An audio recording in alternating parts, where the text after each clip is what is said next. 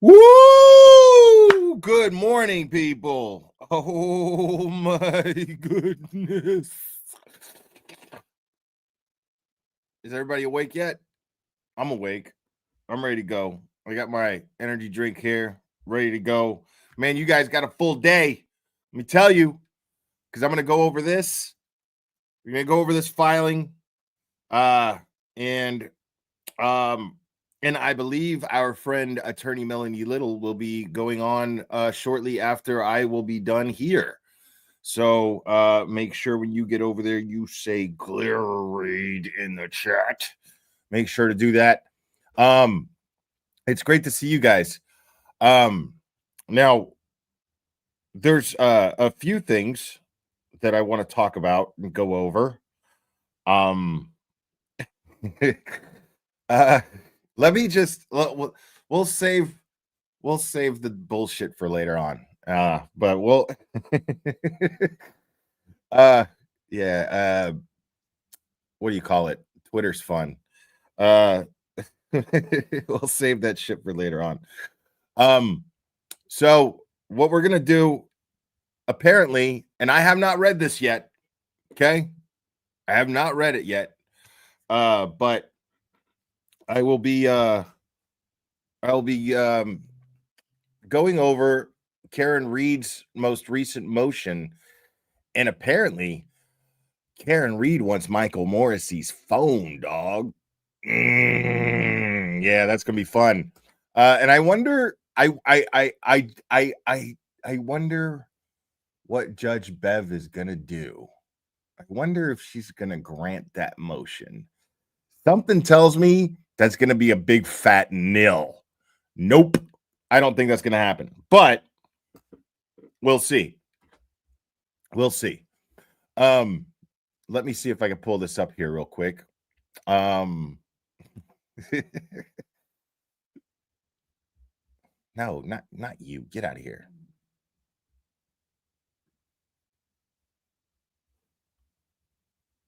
That's what I'm saying. Exactly. see, see, this is why Glarer, the Glarer army is the best army. Okay, best and the brightest. This is why the best and the brightest. She's probably in them. Oh my gosh, you guys are the best. I love you guys. Um, oh my goodness. Wow. Um, Janice just Venmoed $50. Wow, that was very nice. Thank you, Janice, so much. And I gotta be honest, guys. Like last stream, there was a lot going on, and I didn't want to get distracted. And normally, what I normally do is like when super chats come in, I acknowledge them right away. I'll play the super chat song for some of them, and blah blah blah. You know how it goes. And last time, there were so many people here, and so many people were so generous.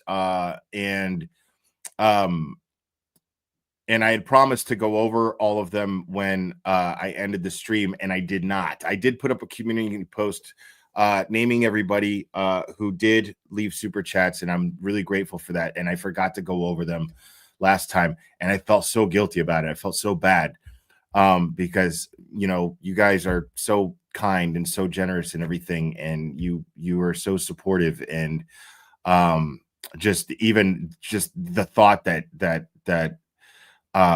you guys might think that I am in any way not grateful for all of your support. It scared the hell out of me. And um, I think you guys are absolutely amazing, and I'm so grateful to all of you. Seriously. So I do apologize for not having gone over them. Um, so yeah, I was just distracted, and then I ended the stream in a hurry, and I forgot to go over them. But I just wanted to apologize to you guys for that. So we are going to let me see if I can pull this up here.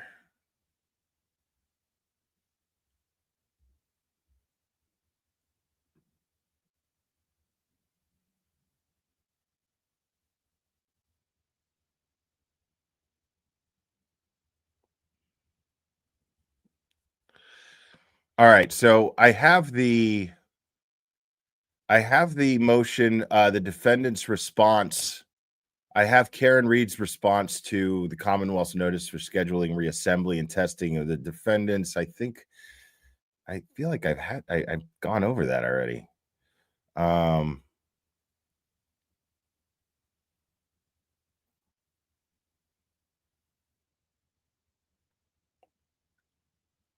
Okay, and then impound the sidebar conferences, blah, blah, blah. Hold on, that's not it either.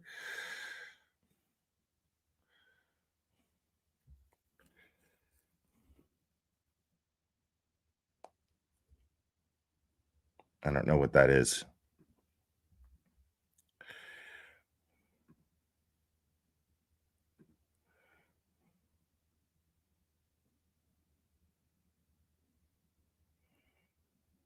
There we go. Okay. All right. We got it, folks. We got it.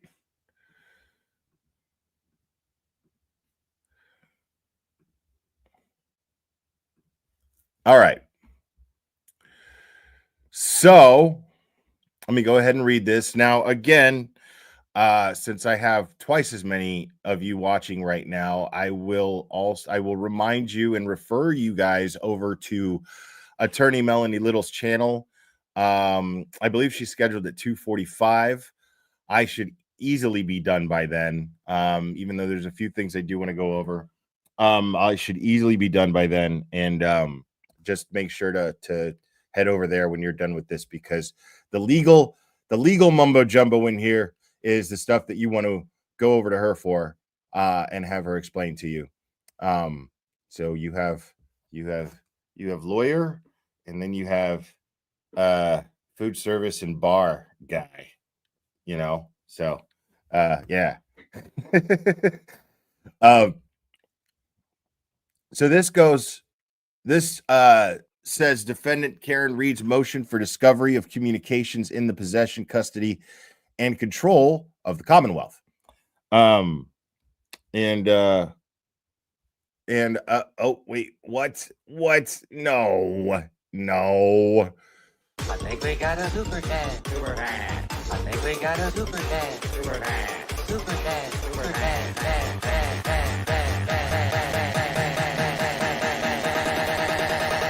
I think we got a super dad.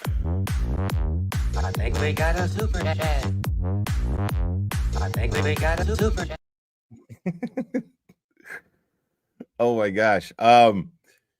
Rebecca Wysalewski, and she's one of the one who super chatted last time I was live. Again, thank you for that. I'm sorry I did not go over it last time. It's okay, Grifter. We still love and appreciate you. Appreciate it. Thank you so much. So now comes the defendant, Karen Reed, Ms. Reed, and respectfully moves this.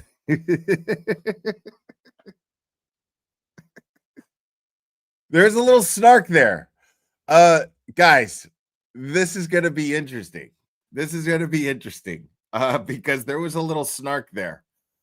They put in parentheses and in quotations Ms. Reed because they know that that's how Judge Beverly Cannoni refers to to Karen Reed. So there was a little bit of snark there, just so Judge Beverly Cannoni fully understands who they're talking about. Karen Reed, aka Ms. Reed. Something funny, Miss Reed.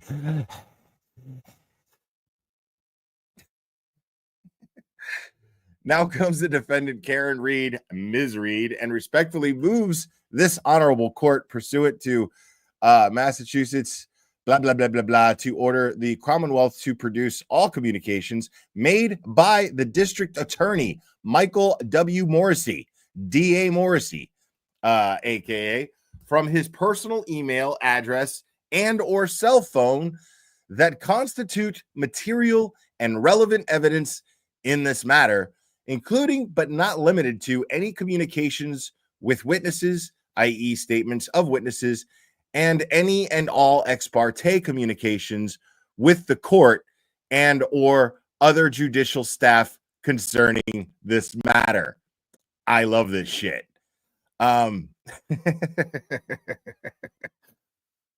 This is great. So basically this is saying that they want access to his they want communications from his personal email address and or his cell phone that has anything to do with this case. Anything that he talked about with anyone about this case in regards to witnesses, statements of witnesses, and any ex parte communications, and ex parte meaning where the defendant is not present, as I understand it. I could be wrong. Communications with the court and or other judicial staff concerning this matter. So they want to know what Michael Morrissey, they want to know if Michael Morrissey had his fingers in the pie of the Dedham District Court. The courtroom itself, basically, people that were working that case in the courtroom. So this would bring up those questions of, did Michael Morrissey have something to do with,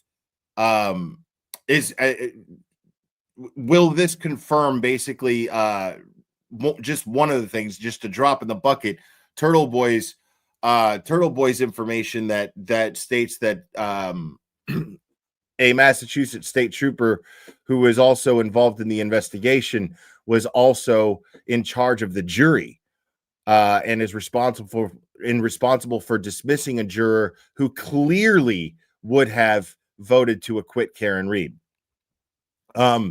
So that's going to be interesting. Thank you so much, Charlie Lynn. I appreciate it. She legally cannot deny this. It is Brady. See, okay, this is the stuff that I would recommend you go over to Melanie Little for, because she will be able to explain that a lot better than I could. But that's interesting. I would like to know if that's true. I would love to know if that's true.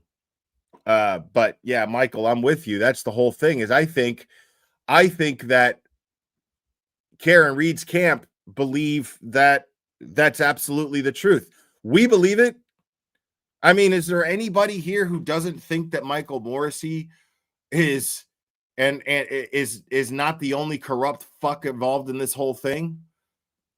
That he has help from other friends and whatnots in the courtroom? Is there anybody who doesn't believe this at this point?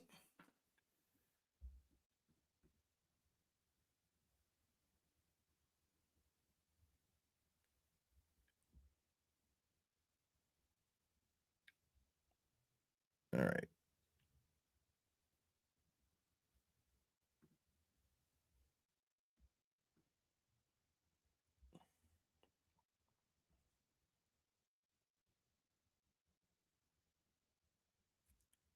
As grounds for this motion, recent reporting corroborated by documentary evidence demonstrates that DA Morrissey used his personal email address to communicate ex parte with Stoughton District Court personnel and judges. In the publicly available email sent by DA Morrissey to Justice Stacey Fortes, copying Massachusetts Trial Court Administrator Thomas Ambrosino. Oh, I got that right the first time. I can't believe that. Justice Daniel O'Malley, who presided over Ms. Reed's case while it was pending in the district court. Philip McHugh, Deputy Court Administrator, and First Assistant District Attorney Lynn Belland, Ms. Belland, or First Assistant Belland, or just Belland.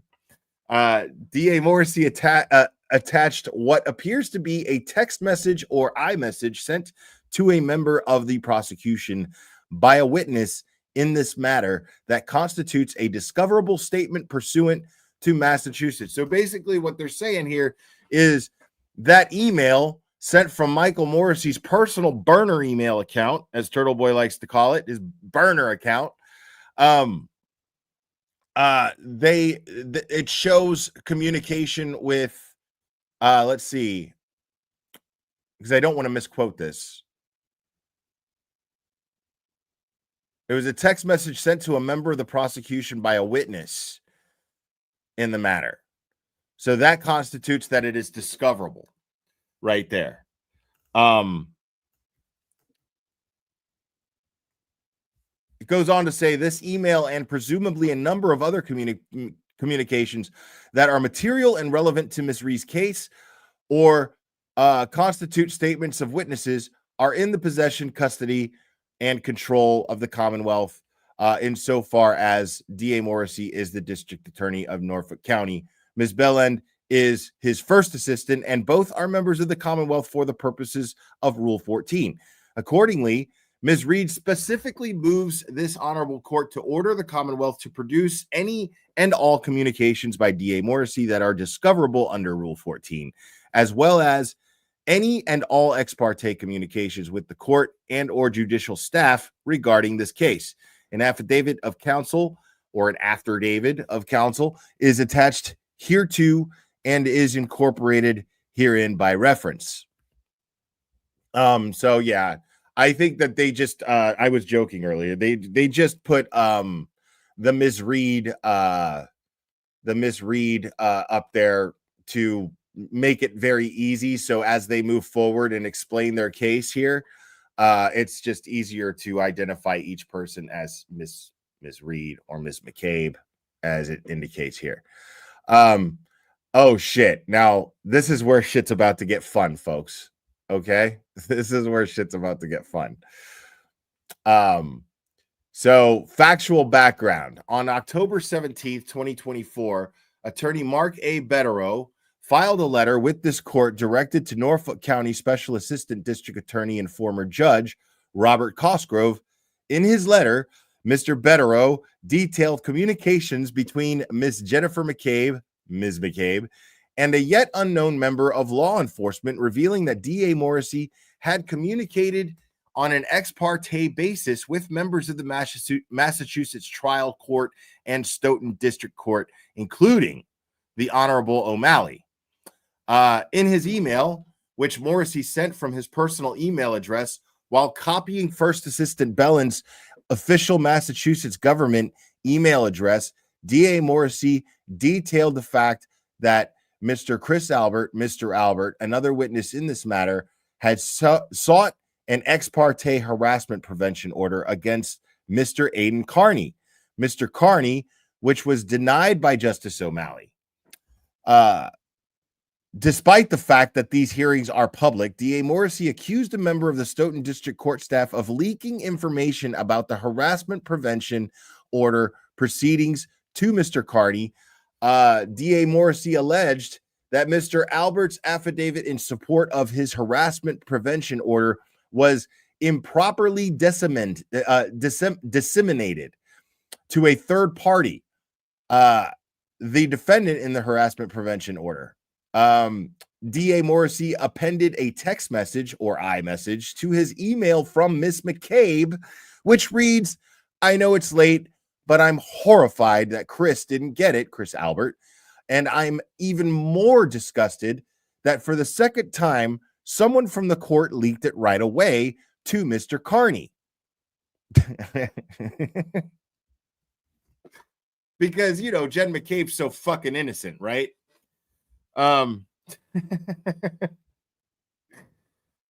So, people, before I continue this, I gotta point out.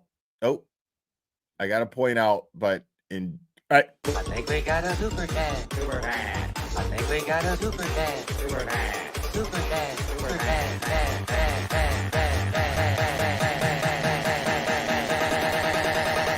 I think we got a super chat. I think we got a super chat. Michael Morrissey's double chin.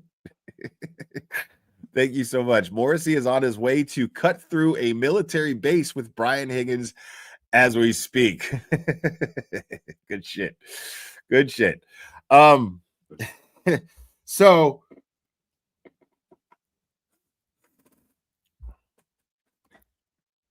this is just fun stuff. Because what did I say? Remember when I said that those letteros by Bettero. I love the handle, by the way. There's somebody with that handle, and I love it. Those letteros by Bettero are basically a net. That's what they are, considering what they can prove. And make no mistake, those are bombshells. What Bettero did, the genius behind what he's doing, is casting a net. So if what he's doing is going to be effective, what he's trying to do, oh my God, thank you for the Venmo, Tara. Appreciate it. Tara Lee B. This is going to he can basically win Karen Reed's case by representing Turtle Boy in his case. I want that to sink in for just a moment, folks. And then I want you to ask yourself, have you ever fucking seen anything so fucking dope in your life? Like, I'm telling you, man. I'm telling you. Bettero. I'm a straight man, but you almost made it move. That's all I'm saying. You almost made it move, Bettero. We fucking love you. This is amazing. Peter, thank you so much. Cool. Bev denies the motion. And then what? Good point. But somebody here is saying, and this is why I would recommend that you watch Melanie Little, because she is an attorney. She understands these things much better than I do. And she would be able to explain. Somebody mentioned something about a Brady. I don't know what the fuck that means, but somebody in the chat mentioned that there was a Brady clause or something that she can't deny it. So I don't know how much validity is in that, but yeah, I don't know what constitutes a Brady violation, because I barely, if at all, know what a Brady violation is. I've just heard the term a lot. So I'm being totally honest with you guys. I have no fucking idea. That's why you watch Melanie Little. So now, yes, Bettero is the GOAT. Bettero is absolutely the GOAT. Thank you so much, Kelly.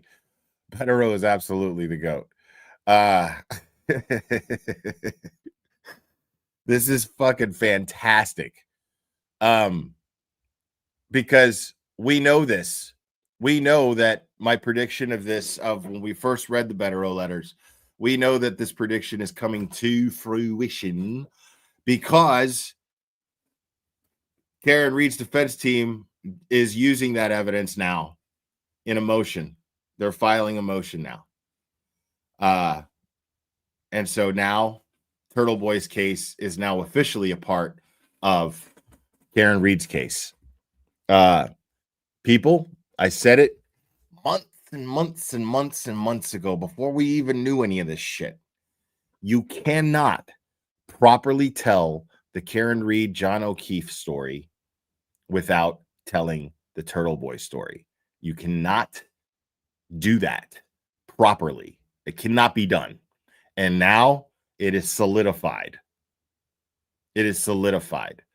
Both cases. As much bullshit, as much bullshit that about Turtle Boy's personal life that we don't even want to fucking know about, that is involved in that, it is unfortunately now very necessary that we know about these things. Turtle Boy's case is not so minimal anymore, is it? It's not such drama bullshit anymore, is it? Sebastian Anon, thank you so much. I love the fact that the defense can only make this discovery motion because the McAlberts tried to strong arm Turtle Boy and others, so it's going to sink them, and it's beautiful to watch. I absolutely love this comment because it's 100% true. And it feels, I feel exactly the same way. I love this shit because Turtle Boy didn't even have to do anything. All Turtle Boy did, all Aiden Carney did was his job. That's it. And he's not in law enforcement. He's not an attorney. All Turtle Boy did was find out things and report them as an independent investigator, as an independent investigative journalist. That's all he did. And he got locked up for it. And he got railroaded in order to get locked up for it. When he was first charged, he got railroaded. And then when he got actually thrown in jail and did 2 months, he got railroaded.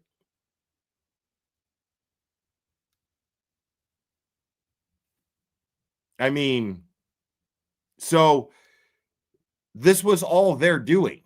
This is what's so beautiful about what this is the beauty of what Sebastian Anon is referring to here. The beauty of this is that they did this to themselves. This is the sloppiest fucking job I've ever seen. The sloppiest. I've never really actually seen a real frame up job in real life. You know what I mean? I've never actually seen that shit. For the first one that I'm seeing, I gotta say, I'm a little disappointed, Michael Morrissey. I'm a little disappointed, dude, because this shit's gonna make a really funny Steven Soderbergh movie one day. It's gonna make a really funny one. Paul Quinn, thank you so much. This is going to be epic. DA will deny there's any info relating to Karen's case. I have a feeling that the FBI already has his iCloud data. Oh yeah, dude. I mean, one thing that I'm not going to do, one thing that's always going to go without saying as I continue talking about this is that the FBI, I assume that the FBI already knows what we know and much more. I assume that. So, all right, so let's continue.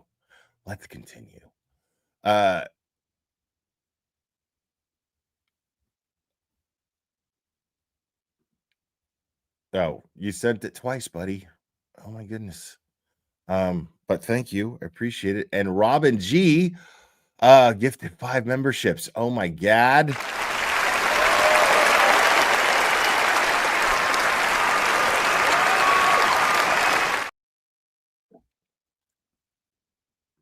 Thank you so much, Robin G. I appreciate it. All right.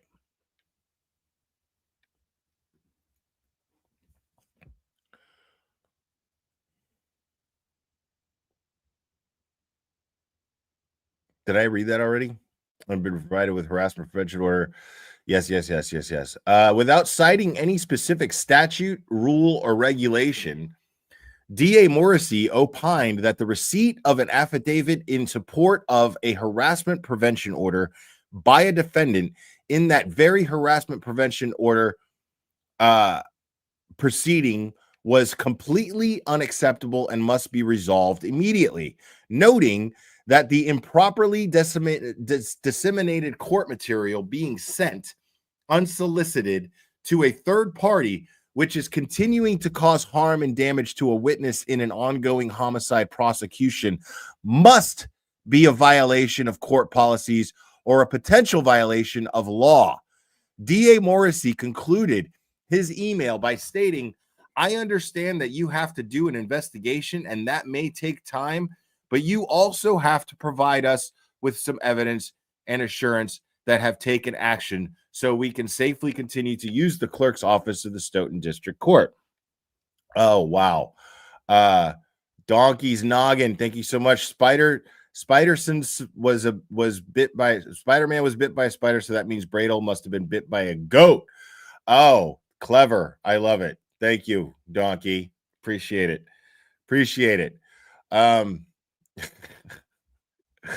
So Michael Morrissey concluded his email by stating, I understand that you have to do an investigation and that may take time, but you also have to provide us with the same evidence and assurance that you have taken action so we can safely continue to use the clerk's office of the Stoughton District Court. This needs to stop. The legal standard here is the due process clauses of the federal Constitution and the Massachusetts Declaration of Rights require that the Commonwealth disclose to a defendant material exculpatory evidence in possession or control. Wow. So give that shit up. Give that shit up. If there is exculpatory evidence and it's in those emails and it's in his phone, then give them up.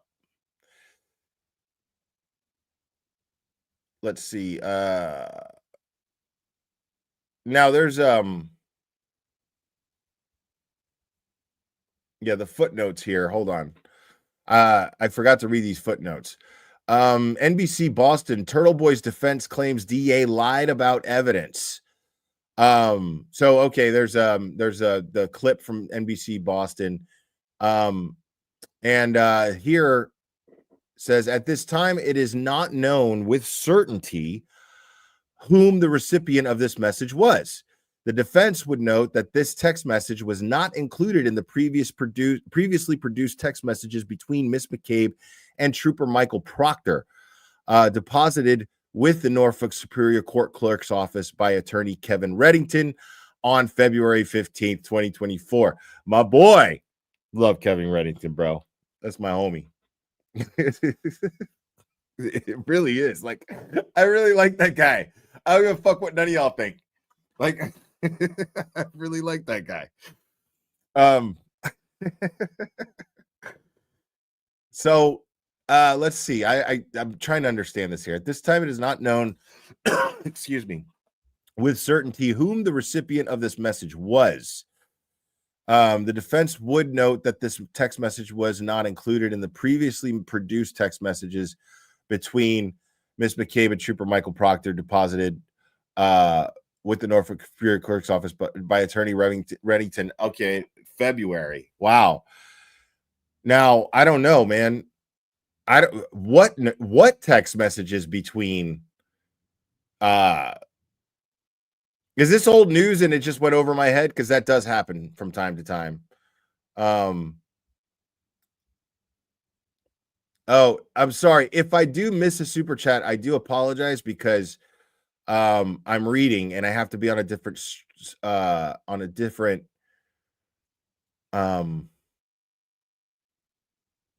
okay, just Irish. Okay, sorry, I missed it. Brady violation, failure to provide discovery. Got you. Thank you so much. I appreciate it. Yeah, if I miss any, I apologize. It's because I'm on a different screen and I'm reading this. So, but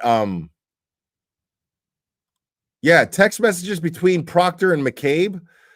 And that was turned in by Kevin Reddington in February. Does anybody else know about that? I feel like that's the first time I'm hearing about that. And that just went under my radar. That's what I feel like.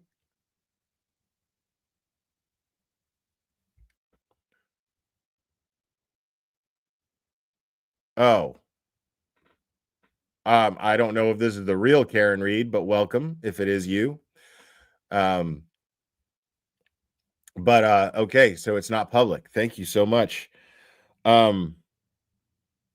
Reddington didn't turn over. Okay, so what does this say?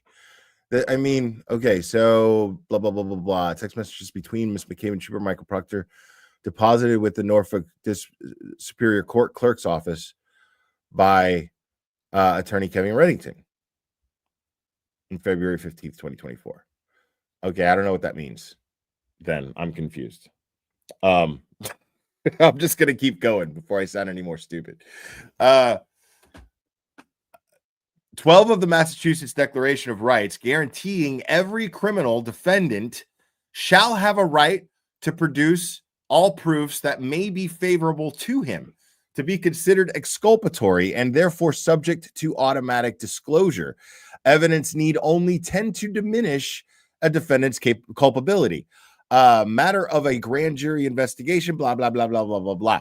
A prosecutor's duty to disclose extends to all facts within the possession, custody, or control of a member of the prosecution team.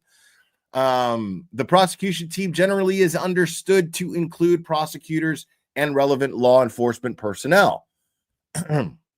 Put differently, a prosecutor's obligations extend to information in possession of a person who has participated in the investigation or evaluation of the case and has reported to the prosecutor's office concerning the case. Okay, so prosecutor's obligations extend to information in possession of a person who has participated in the investigation. Okay. Including state police, crime laboratory chemists within prosecution team, including victim and witness advocates within prosecution team, excluding complainants and independent witnesses unaffiliated with the investigation from the prosecution team, including medical examiner within the prosecution team. On request, prosecutors also must disclose material and relevant statements of persons within their possession, custody, or control. A statement is defined as a writing made by a person having percipient knowledge of relevant facts in which contains such facts signed or otherwise adopted or approved by such person, or a stenographic, mechanical, electrical, or other recording or transcription thereof, which is substantially verbatim recital of an oral declaration in which is recorded contemporaneously with the making of the oral declaration. I can't believe I was able to pronounce that word. It's a doozy.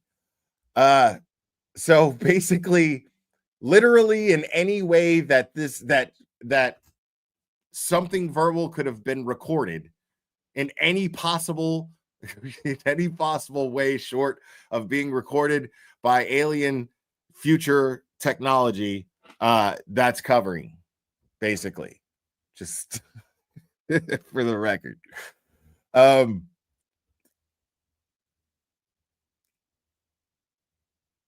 Any victim or witness statements in the possession, custody, or control of an advocate are subject to a discovery order. The prosecutor must determine whether the advocate's notes contain such statements. Prosecutorial misconduct that is egregious, deliberate, and intentional, or that results in a violation of constitutional rights may give rise to presumptive prejudice, and the drastic remedy of dismissal of charges may become an appropriate remedy. Wow.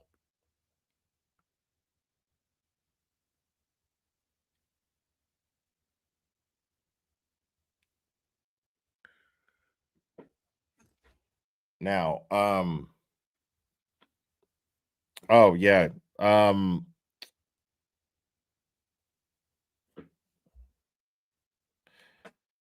All right, let me just move on here.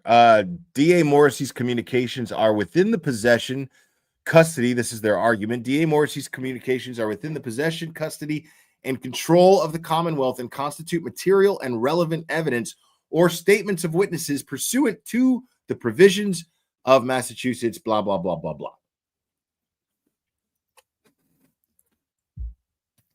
Okay. I don't know this word, but I'm going to do my best to pronounce it. It is axiomatic. Axiomatic that a district attorney himself, as a member of the Commonwealth or the prosecution for the purpose of Rule 14 analysis, noting that the prosecution team generally is understood to include prosecutors and relevant law enforcement personnel. The use of a personal cell phone or email address does not shield otherwise discoverable information from production. Noting that text messages sent or received by state employee or personal cell phones that pertain to official business are public records. Woo! The Massachusetts criminal, the statute provides that the defendant may move, and following its filing of the certificate of compliance, the Commonwealth may move for discovery of other material and relevant evidence not required by subdivision within the time allowed by Rule blah, blah, blah, blah, blah, blah, blah, requires a mandatory discovery that the Commonwealth disclose material and relevant police reports, photographs, tangible objects, all intended exhibits, reports of physical examinations of any person or of scientific tests or experiments, and statements of persons the party intends to call as witnesses. I mean, this is beautiful. So what I'm reading here basically is just they are saying, like, at this point, Karen Reed and her team are just simply not fucking around. This is, to quote the movie The Town, the not fucking around crew. So this is basically they're saying everything is discoverable at this point. Like there's so much shit here that could be used as exculpatory evidence that we have a right to all of it. We want all the discovery. We are done fucking around. We want all of the discovery.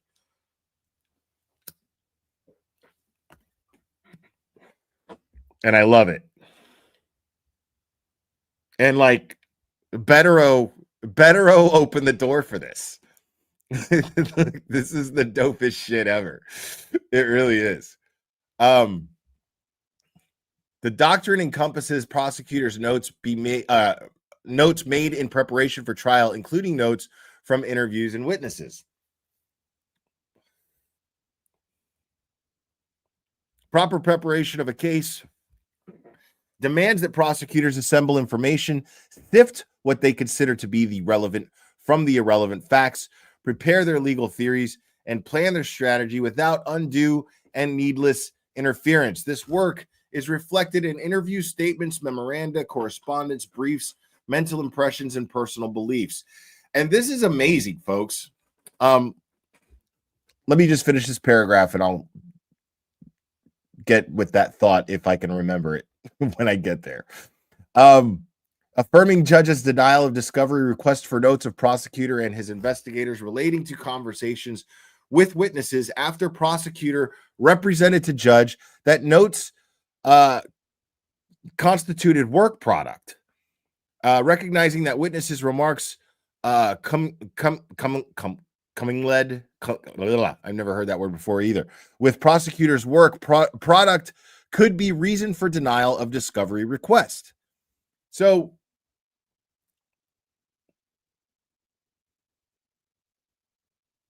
let me just go on, actually. There is no indication that anything in the publicly available email sent by DA Morrissey from his personal email address could reasonably be construed as constituting work product under mass blah, blah, blah, blah, blah. On the other hand, DA Morrissey's email includes a message from Miss McCabe that would constitute a statement under blah, blah, blah, blah, blah, in which should be disclosed. And when I go blah, blah, blah, blah, blah, I'm talking about a law that they're citing.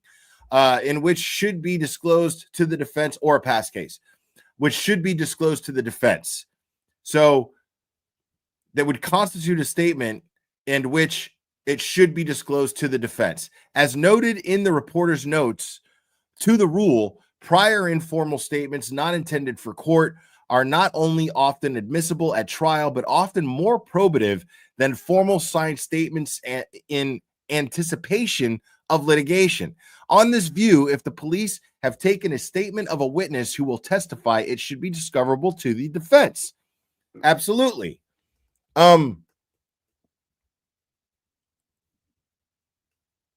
Yeah. Anything by any type of court officer talking to a witness, that needs to be discoverable to the defense. So this is really interesting because we're all here. Again, I have to reiterate and I have to point out, don't forget how we got here, okay? Because that email was leaked. So this person, I don't remember exactly how the story goes. We covered it when it happened, and then I forgot all about it. But there was this person who worked in the clerk's office or in the courthouse, and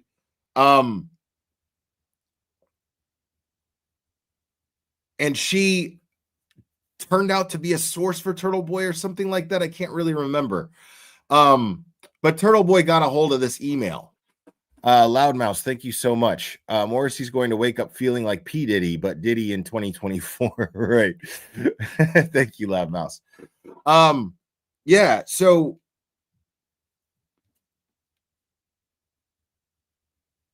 the fact that Jen McCabe is pissed about this leak and is talking to Morrissey through a private email or a text message or whatever, this is all dirty shit.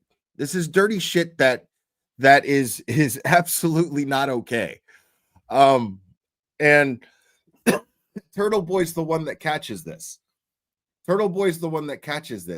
And now this is going to be discoverable in the Karen Reed case.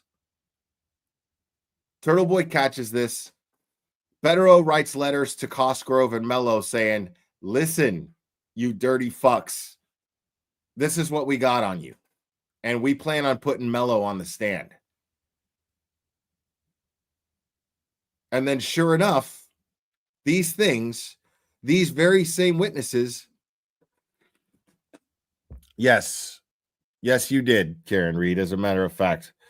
And let me, I forgot to do this. I simply always forget to do this simply because I'm fucking retarded. But no, not that. Hold on.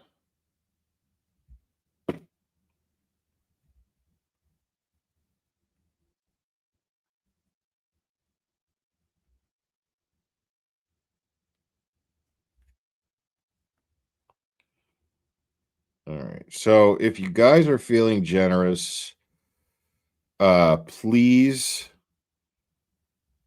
it's pinned to the top of the chat. Please help Karen Reed out with anything that you can. And I love that the gloves are off, you know, like I fucking love that the gloves are off at this point. This should have never went to trial in the first place. Turtle Boy should have never been arrested. Turtle Boy should have never been put in jail. These people colluding with people like Kate Peter. I mean, all of it is a bad look on their part. And at this point, I mean, considering the money that Karen Reed has spent and is now in debt. And Stacy Face, thank you so much. Proud to support your grift. I appreciate it. And Turtle Boy's Defense Fund has been dropped in the chat by Scott as well, by Scott Messerschmidt. I have some great mods. I have the best mods. They're the greatest mods of all time. There's tremendous, really. There's never been any mod like my mods in the history of all mods. We're going to make modding great all over again. This is something that you can take to the bank. You can guarantee this. I can guarantee this. I have the very best mods in the world, in the universe, of all time, in all of history, really. So I have all of the best mods. So, I mean, I don't care if it's Karen or not, honestly. I mean, I don't care. The truth is that Karen Reed is absolutely in a shit ton of debt. And she's innocent of this crime. And so, even if that is a troll, I appreciate the troll for reminding me to put Karen Reed's defense link up. Appreciate it. Thank you so much. See, this is why I love my chat. Even the trolls help me out.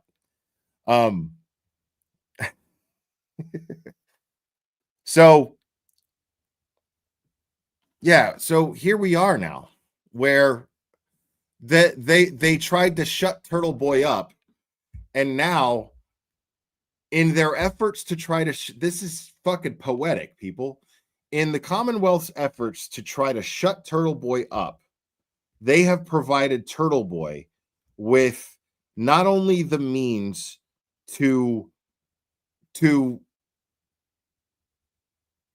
have his charges dropped, get his case totally dismissed, but possibly the same for Karen Reed as well, right? Which is fucking amazing, right? Insane.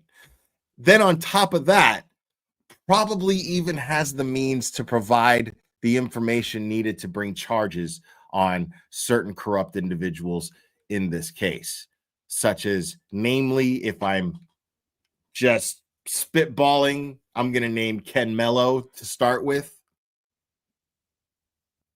Brian Tully, and I mean, and then we're going to have Michael Morrissey. And then we're going to have Michael Morrissey. But there's no way that you're going to tell me that Josh Levy, the Massachusetts United States attorney, is not aware of all of this. This is unignorable. This is not ignorable. You can't just ignore this shit. You know what I mean? This can't just be blown off. This doesn't go under the radar of someone who is just fucking sweeping corruption right now in Massachusetts.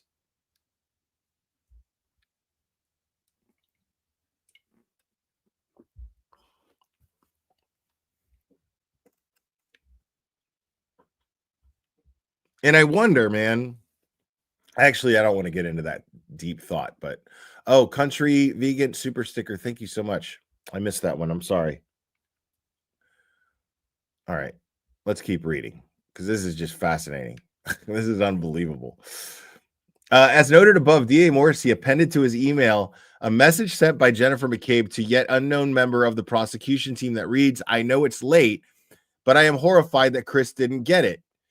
And I am even more disgusted that for the second time, someone from the court leaked it right away to Turtle Boy." So we're talking about Chris Albert here. And let's talk about Chris Albert a little bit.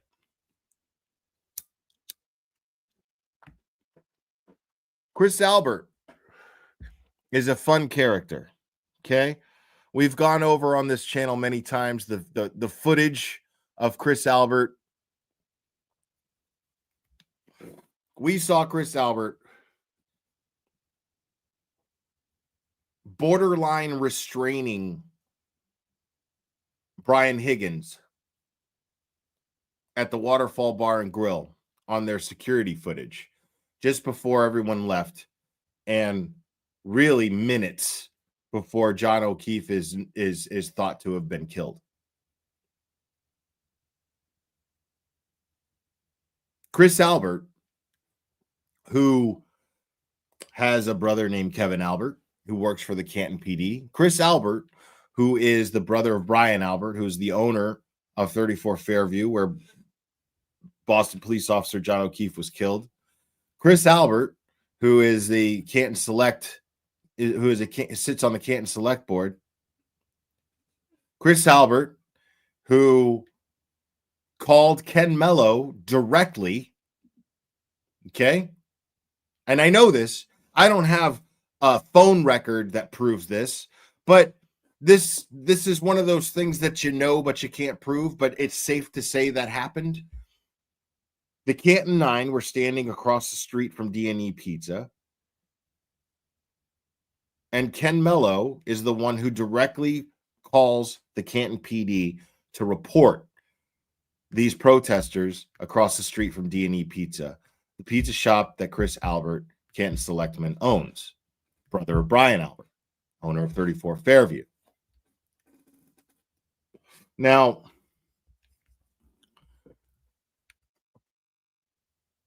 common sense simply dictates that Chris Albert made that phone call to Ken Mello and had Ken Mello weaponized a special prosecutor to weaponize the Canton police against peaceful protesters and charge them. And we heard the phone call. We played the recording. We heard it. Not Haley Good to see you. What's up, Will? Did I hear there was someone in the chat using my company name on your case media? Imitation is a serious form of fire. I don't know. But right on. Thank you. I appreciate it. And Sarah de Blasio, what is the meaning? What is the timing of the Morrissey email with Jen McCabe's screenshot and Tully visiting Natalie, where Tully possibly finding out about wiretap? Wondering if Meatball knew he was being watched at the time. Great point. I don't know. I'm gonna have to put that in the back burner. But yeah, that would be interesting to know the timing of that. And how close it was to the whole Natalie visit with Tully. And yeah, because that's also not suspicious as fuck, right? That Brian Tully would fly all the way on your tax dollars, by the way, would fly all the way from Boston to Los Angeles, California, to interview a witness. A fucking useless witness, by the way. Fucking useless. This Natalie person is one of the most worthless fucking names in this whole goddamn thing. Right? Totally useless. And yet this dude, I mean, if that right there doesn't prove this strange hard-on that Michael Morrissey clearly had for Turtle Boy, then I don't know what does. And that's not even the evidence that Michael Morrissey railroaded Turtle Boy. That's not even the evidence. But it happened. And it had all of us going, why the fuck? Why is Tully flying all the way to LA to interview this witness and then come back with absolute bupkis? Very strange.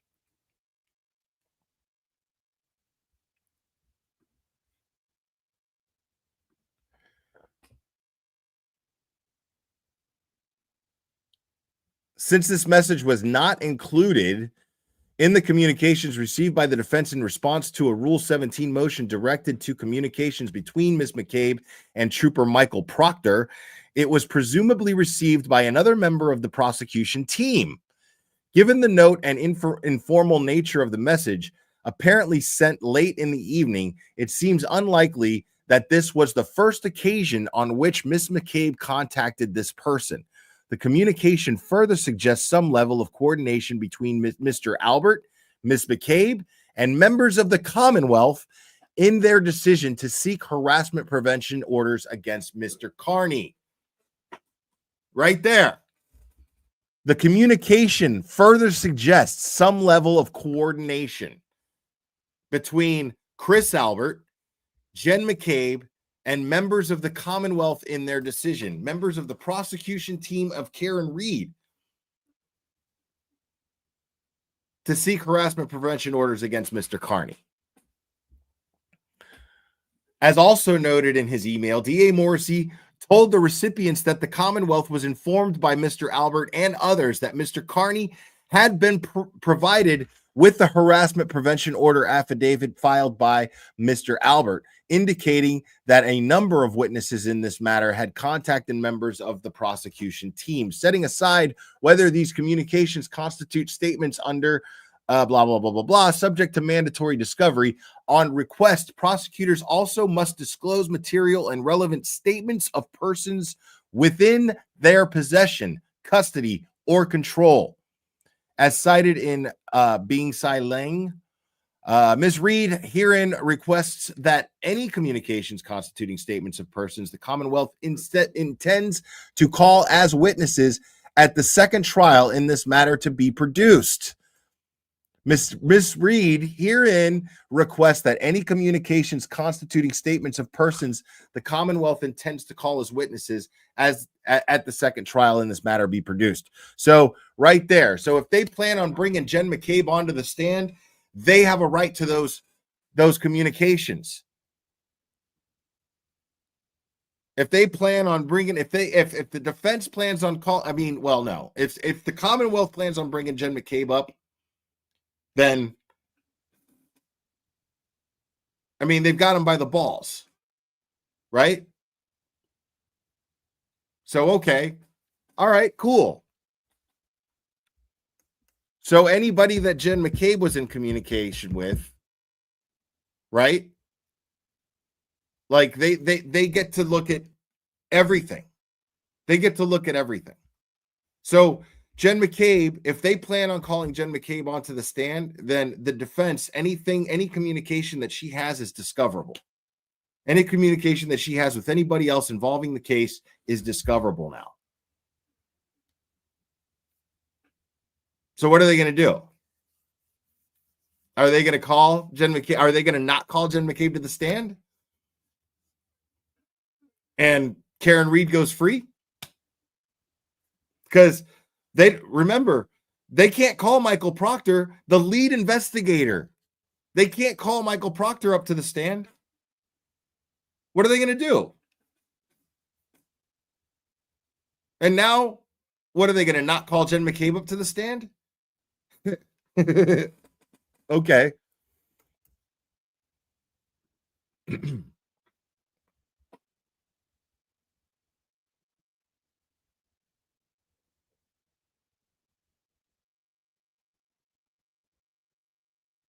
As noted above, informal statements not intended for court are not only often admissible at trial, but often more probative than formal signed statements in anticipation of litigation.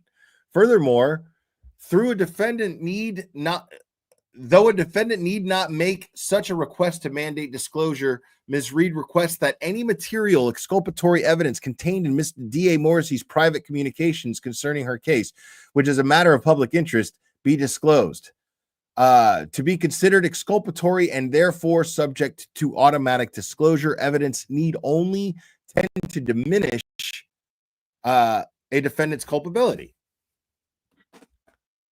D.A. Morrissey's ex parte statements regarding this case are improper, not protected by any privilege, and should be produced to the defense such that it may determine if extraneous influence was asserted over members of the trial court or any other party related to this case.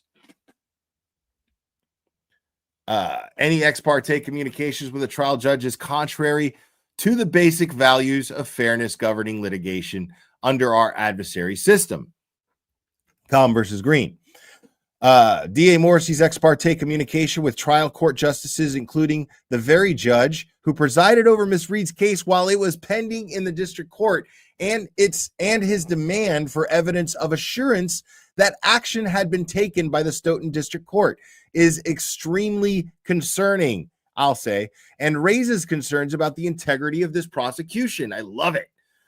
The judiciary's independence from the other branches of government and from outside influences and extraneous concerns has been one of the cornerstones of our constitutional democracy, intended to ensure that judges will be free to decide cases on the law and the facts as their best judgment dictates without fear or favor. You hear that, Bev?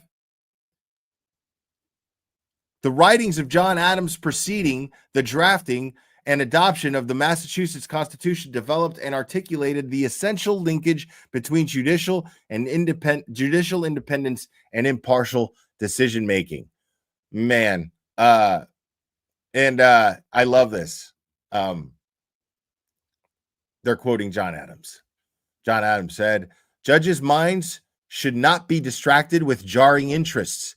They should not be dependent upon any man or body of men.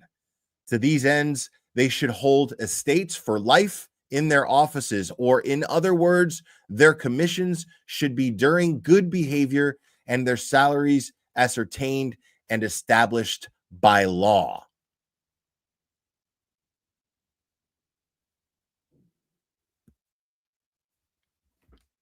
You guys see what's going on here? Just Joe, thank you so much. Big picture pros did not act fairly in holding back. No fair trial means dismissal. See Alec Baldwin. Yeah, I agree. And they brought in a special prosecutor to do that one too. Now, let's reflect on this for a second. John Adams' quote here: judges' minds should not be distracted with jarring interests. They should not be dependent upon any man or body of men. To these ends, they should hold estates for life in their offices, or in other words, their commissions should be during good behavior and their salaries ascertained and established by law. That basically means if you're dirty, don't be dirty. That's basically what that means. At least that's how I'm interpreting it. This is basically a reminder to Judge Beverly Cannoni. What this indicates to me, and I might be jumping the gun here. But it sure sounds to me like they think that there are Judge Beverly Cannoni communications in this tech that they want. They think that there's communications with Judge Beverly Cannoni between some of the parties that are mentioned here. Possibly even Jen McCabe.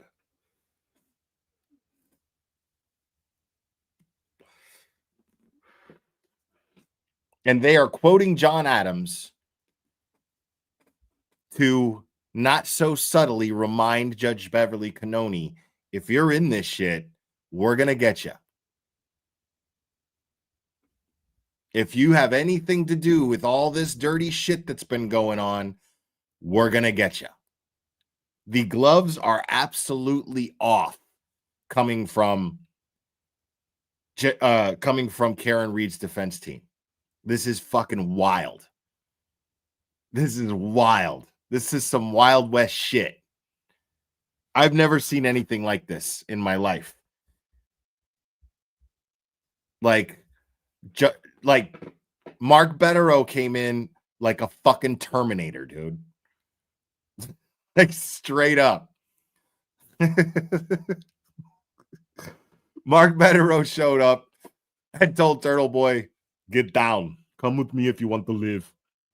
And this is what's happening. This is wild, dude. I've never seen any shit like this in my life.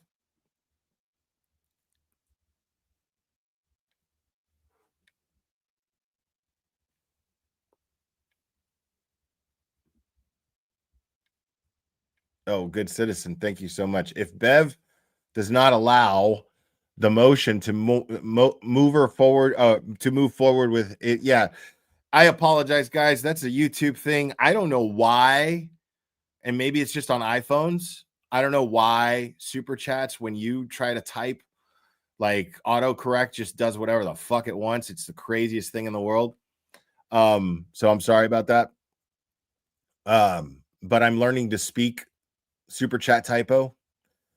If Bev does not allow the motion to move forward with April 1st versus January 24th, anyone know if that is appealable, and can they ask for her to be removed from the case? I don't know. That's a great question. And Good Citizen is very strategically asking the chat this and knows better than to ask me that. So if anybody knows, thank you, Good Citizen. I appreciate it.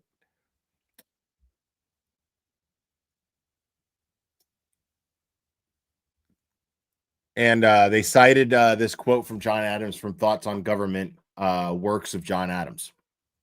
Since D.A. Morrissey cannot, in good faith, assert any work product or other privilege with respect to his ex parte communications about this matter, Ms. Reed respectfully requests that this honorable court order production of all such communications.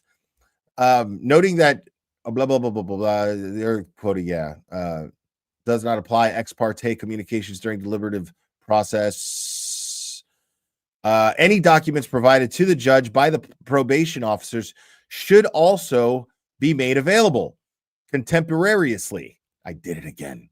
To the defendant. and any ex parte communication on substantive matters is strictly prohibited. I can't believe I couldn't pronounce that word, but I could pronounce contemporaneously. Okay. That's how my brain works, folks. In the event of ex parte communications on purely procedural matters, notice must be provided to the applicant promptly following any such communication, including the substance of matters discussed.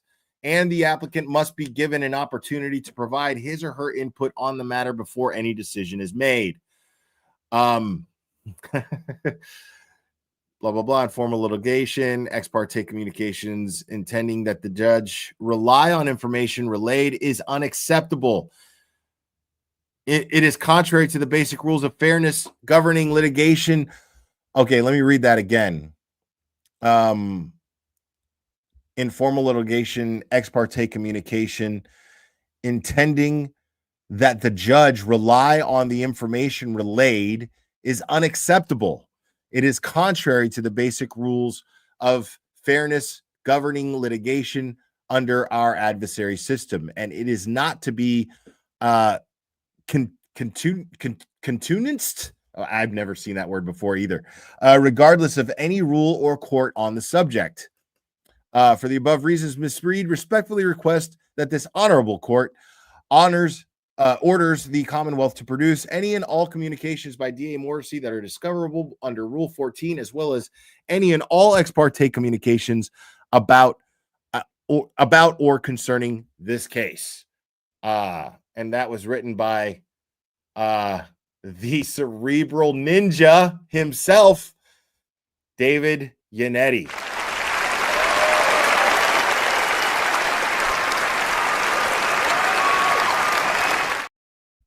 Man, dude, I'm trying to tell y'all, man. Yes, again, Melanie Little will be able to give a much more a much better explanation of what I just read there.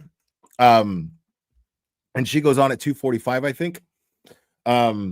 So we got a little while, folks. There's a couple things I wanted to go over, but this is actually really amazing. I love that that Mark Betterow, this is already leaking over to the Karen Reed case. Like Turtle Boy is going to go down as the guy who proved Karen Reed was innocent. I mean, that's what's going to happen.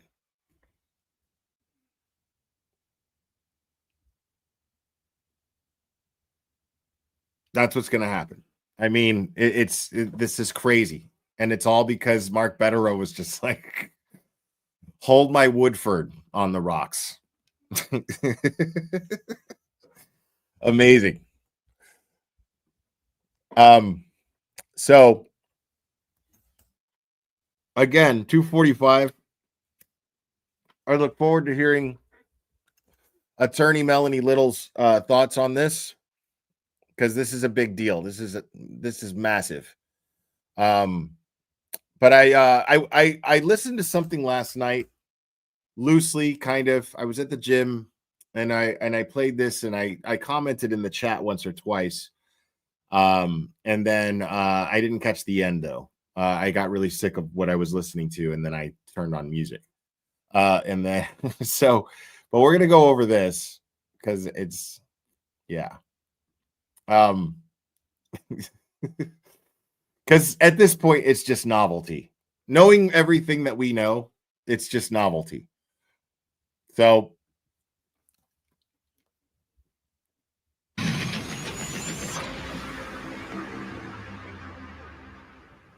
I'm Vinny Politan. The subject of my investigation is the trial of Karen Reed, a college professor accused of murdering her Boston police officer boyfriend, John O'Keefe. It was a story that divided the community and had the nation riveted as the trial played out right here on Court TV. While the case is far from over, with many questions still left unanswered. Here's the story. It was the biggest, most divisive trial of 2024. Karen Reed accused of murdering her boyfriend, Boston police officer John. O'Keefe. Prosecutors say she ran him over in a jealous, alcohol-fueled rage and charged her with murder. But the defense painted a different picture, a police cover-up spearheaded by the lead investigator, Trooper Michael Proctor, who they say framed Karen Reed for murder. The case divided the community and created a very intense situation at the courthouse. Karen Reed supporters dressed in pink, while those who supported the police wore blue. The same divide existed inside the jury room, as the case ended with a deadlock jury in the 3-count indictment. But after the trial, the defense says 5 jurors came forward to say they actually Now, this is funny. and created a very intense situation. Proctor, who they say framed Karen Reed for murder. The case divided the community and created a very intense situation at the courthouse. Karen Reed supporters dressed in pink, while those who supported the police wore blue. The same. See the language used here? Notice the language. There's an echo. Okay, hold on. Let me something's kind of messed up here with my audio. Hold on. Got to disconnect.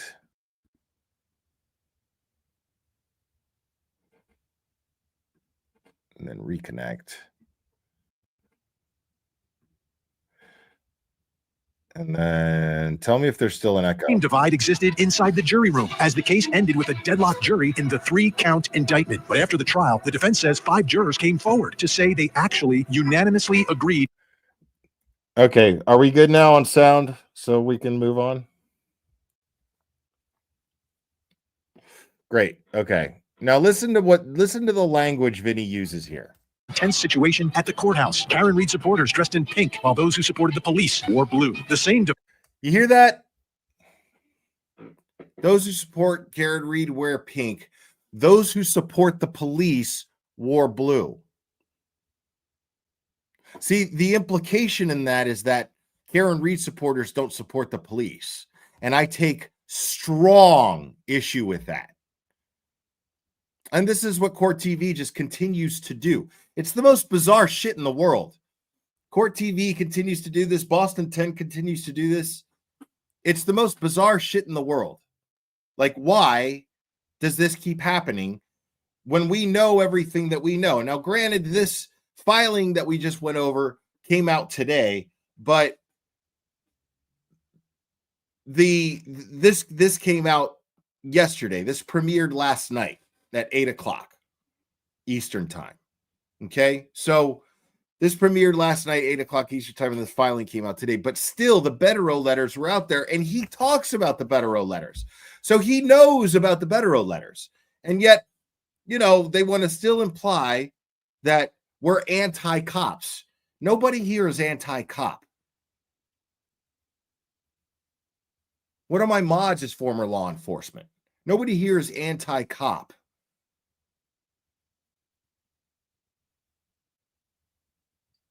And to say the people in blue that are in support of the police, they're not in support of the police. Because if they were actually in support of the police, they would be supporting Karen Reed. Because we are in support of the police that are looking bad, thanks to people like Court TV, due to the actions of the bad cops, the bad apples. Simple. What do you think we're doing this for? You think we're doing this just for Karen Reed? No, we're doing this because we don't want the cops that are good, that get up in the morning, put on a badge and a gun, go out there and risk their lives and live up to the oath they took.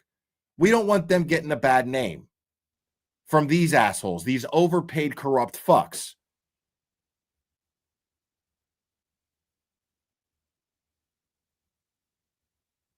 We are absolutely pro the police, absolutely pro cops. We are anti-corruption.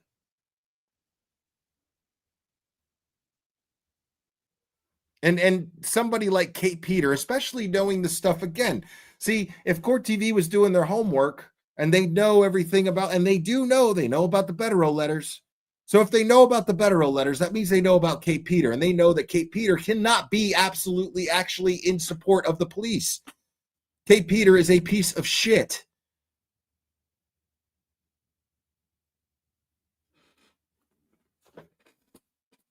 Kate Peter is using being in support of the police to justify her shitty behavior.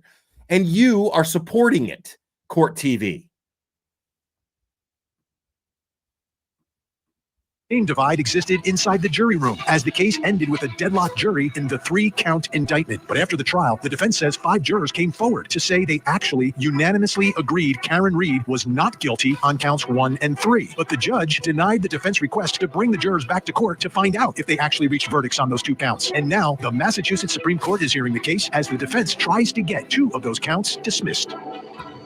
So much drama throughout this case, and now in front of the Massachusetts Supreme Court because of what happened with this jury at the end. And it comes down to, did the jury find Karen Reed, agree that she was not guilty of counts 1 and 3, which is the top count murder and leaving the scene of an accident? So there was argument in front of the Supreme Court justices, and there was a discussion about exactly how it all went down. Like, how was it that all of a sudden the verdict or the Vinny looks like he's dressed to go to a fucking coworker's engagement party that he doesn't want to go to.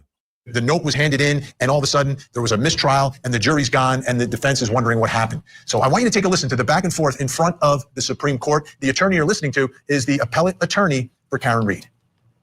They had no opportunity at the time. First note, was there an argument made concerning ambiguity in response to the first note reporting impasse? No, there was a request. Was there any for- ambiguity argument made in response to the second note? There was a request for 2 weeks. But the Right. only time that I suggest matters is the third note where they had no opportunity to make that argument. Why would that be? Why would we just focus not on the totality of the 3 notes, but just the last note? Why is that, in your opinion, or actually citing any legal authority, why would that be the critical moment? Because before that, there's at least an impasse on 1 count, and there is no obligation on a trial court in terms of timing when to seek a partial verdict. When Judge Descasiano asked me for what the 3 alternatives are, one of the alternatives was simply to ask the jury what it meant. The second was to apply Rule 27B, which says before a mistrial, a court may request of a jury whether or not they've reached any decision on any of the other counts. The third time, it sounds like that everybody's in an impasse. That's all the information she has. And that's part of the perils of not providing counsel with an opportunity to be heard, which is what was required. So something that's happening in all this is that the justices and prosecutors as well are saying, listen, the defense attorneys didn't ask for this jury Vinny looks like a barista that sells blow. to be polled. They did not interject. They didn't object as all this was happening, which brings us to our first question of our investigation, which is, did the defense have time to do anything? Did the defense have time to make an objection? Did they have time to interject? Was everything moving too quickly, or did these defense attorneys drop the ball inside the courtroom at the moment that the mistrial was declared? Joining me to get to the bottom of it, we've got some great local insiders, criminal defense attorney, college instructor, and author Peter Ellikin, and he served as special trial counsel to Johnny Depp in his defamation case, trial attorney Wayne Dennison. Great to see you both tonight on this. So what I want to do, because there's this argument about this moment when the third note comes out and how it all goes down and why didn't the defense do something? So let's take a look at how it actually went down, and then I want to hear what you two have to say. Let's take a look. Thank you. BC, closing session. 22117, Cornwall versus Karen Reed. All right, the jury is at an impasse. So we'll bring them in. Yeah, you can tell. Look at that shit. Like, you can tell that she's already, let me play that in regular speed just so it's fair. Like, you can tell that she's already got an agenda. She hasn't even read the third note yet. Versus Karen Reed. All right, the jury is at an impasse. So we'll bring them in. Like, she's got mistrial, like, right here at the holster, and she's ready to draw. You know what I mean?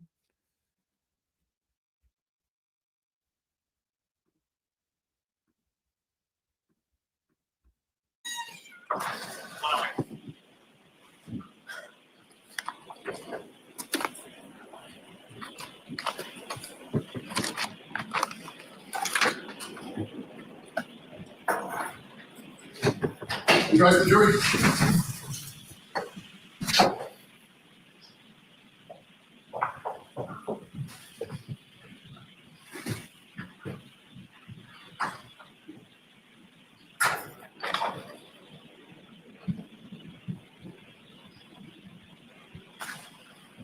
Closing session, please be seated. All right, Mr. Foreman, I am in receipt of your note. Judge Cannoni, despite our rigorous efforts, we continue to find ourselves at an impasse. Our perspectives on the evidence are starkly divided. Some members of the jury firmly believe that the evidence surpasses the burden of proof, establishing the elements of the charges beyond a reasonable doubt. Conversely, others find the evidence fails to meet this standard and does not sufficiently establish the necessary elements of the charges.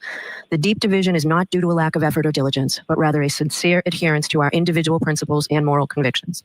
To continue to deliberate would be futile and only serve to force us to compromise these deeply held beliefs. I'm not going to do that to you folks. Your service is complete. I'm declaring a mistrial in this case. Dude. Okay, there you have it. Peter Ellick and Wayne Dennison, as we look at what happened here, I'll put it up on the screen. Dude, she was so ready with that shit. And so we can answer the question whether or not the defense had time to do anything here. From the time the judge announced an impasse to when the jury entered the courtroom was 30 seconds. Okay, 30 seconds pass. From the time that the jury enters the courtroom to the judge begins reading the note, another 38 seconds passes. And from the time the judge reads the note out loud to declaring a mistrial is 49 seconds. Now, you guys know I'm fair. You know, I'm fair. Like, I'm harsh, but I'm fucking fair. You know what I mean? Like, and Vinny, you know, like, I mean, it's fair to say he looks like a barista who sells Coke. But Vinny's doing something good here. I like that he's timing the time between when she reads the note and then brings the jury in. Like, so this is all to basically establish whether or not the defense had enough time to object. But see, I'm of the opinion, and this is no secret, I'm of the opinion that it doesn't matter. The point is that it's on the judge to make sure that the jury has the proper instructions. There's 3 different charges, and it's up to her to remind the jury that they need to specify which charges they're at an impasse on. Period. Like, that is, it's common fucking sense. It's not even that hard. They know it. Jackson was quoted in saying this in the Vanity Fair article as well.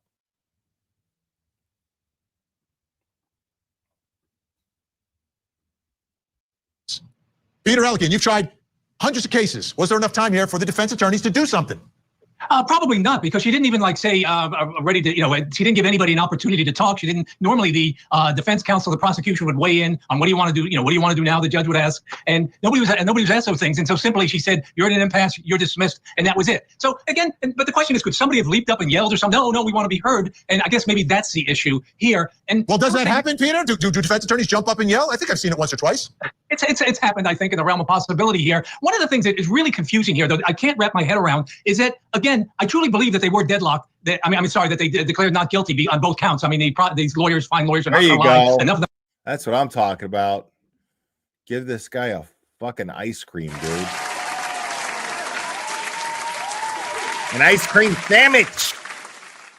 Came forward afterwards, but why wouldn't they have given any indication? I don't think any of the lawyers had any idea. All they ever heard was that they couldn't come to a decision. And so the thing I can't wrap my head around is if they couldn't come to a decision, couldn't they have at least said, because but everyone makes mistakes. Everyone makes mistakes. Like we're deadlocked on the other. Right. Well, here's what happens in courtrooms, though. Judges make mistakes. They get appealed. It does not impact a criminal defendant, right? Lawyers can make a mistake in a case, and it doesn't negatively impact a defendant. But here, a jury potentially made a mistake, and it's looking like it's impacting this defendant to a certain extent. Wayne Dennison. The jury didn't make any fucking mistake, Vinny. The judge made the mistake. The judge made a mistake. Dude, a jury it's a jury of her peers. You know this better than why am I telling Vinny Politan this? Why am I telling him this? A jury is made up of her peers, regular folks, some blue collar folks. They're not supposed to know that shit. The judge's job is to instruct the jury. It is on Judge Beverly Cannoni. You're not going to convince me otherwise. I don't even give a shit. Dude, like, every credible lawyer that I've ever heard talk about this case agrees. Like, Vinny, come on. The jury made a mistake. Get the fuck out of here. It's up to the judge to make sure that the jury doesn't make mistakes. And you know this. Everyone knows this. Dennison, was there enough time here? Was there enough time for the defense to jump up and do something? We just saw the way it went down. yes, there was enough time, and you provided a timeline that was really interesting, but that's not the timeline we should look at, because they knew for days that there was a real possibility of a hung jury here. They'd been grieving over this issue for days. So it's not as if this notion came out of the blue. They had made even a previous motion for mistrial. So at this point, it's not as if that this is a new idea. And quite frankly, even if the judge says, hey, we're done, we're discharging you from your duty as a juror, you can jump up and say, Judge, hold on a second. And quite frankly, I don't know a judge who would say no to that. Peter, the way things were flowing there, would you have jumped up? Yeah, I might have been a little confused because in all the times that the jury gave messages here, they never mentioned that they were only. Dude, there's all kinds of fucking shit that could have been done. Okay? Listen. Let's say justice is a football game, right? Justice is a football game, right? If everybody is supposed to be acting in the interest of justice, they're all on the same team, right? They're all on the same team.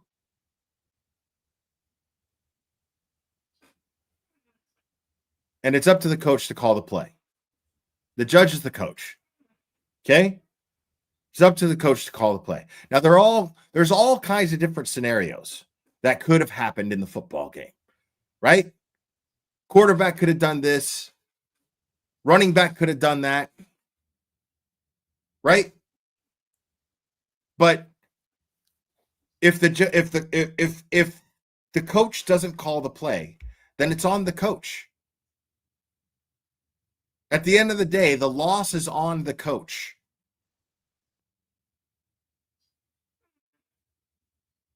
It's just that simple.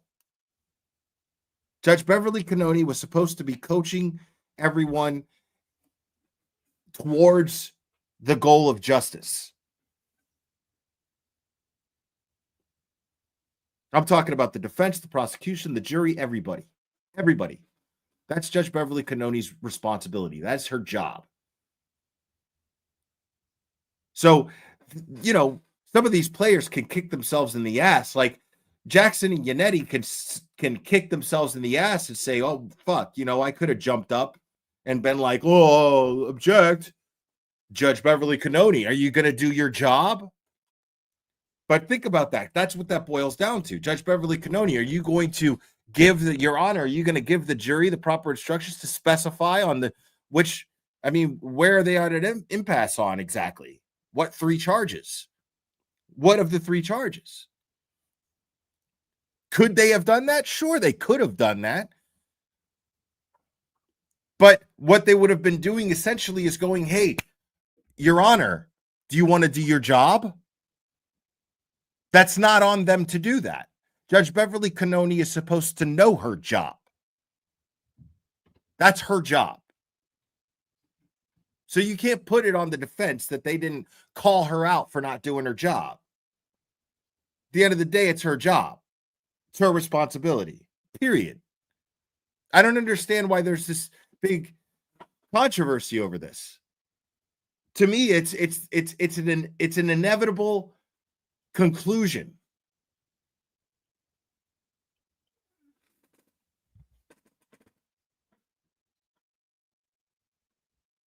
Deadlocked on one of the issues, so I wouldn't have had any tip-off point. In retrospect, it probably. Well, would you jump up and say, "Listen, Judge, can we question this jury about whether or not they're deadlocked on all 3 charges?"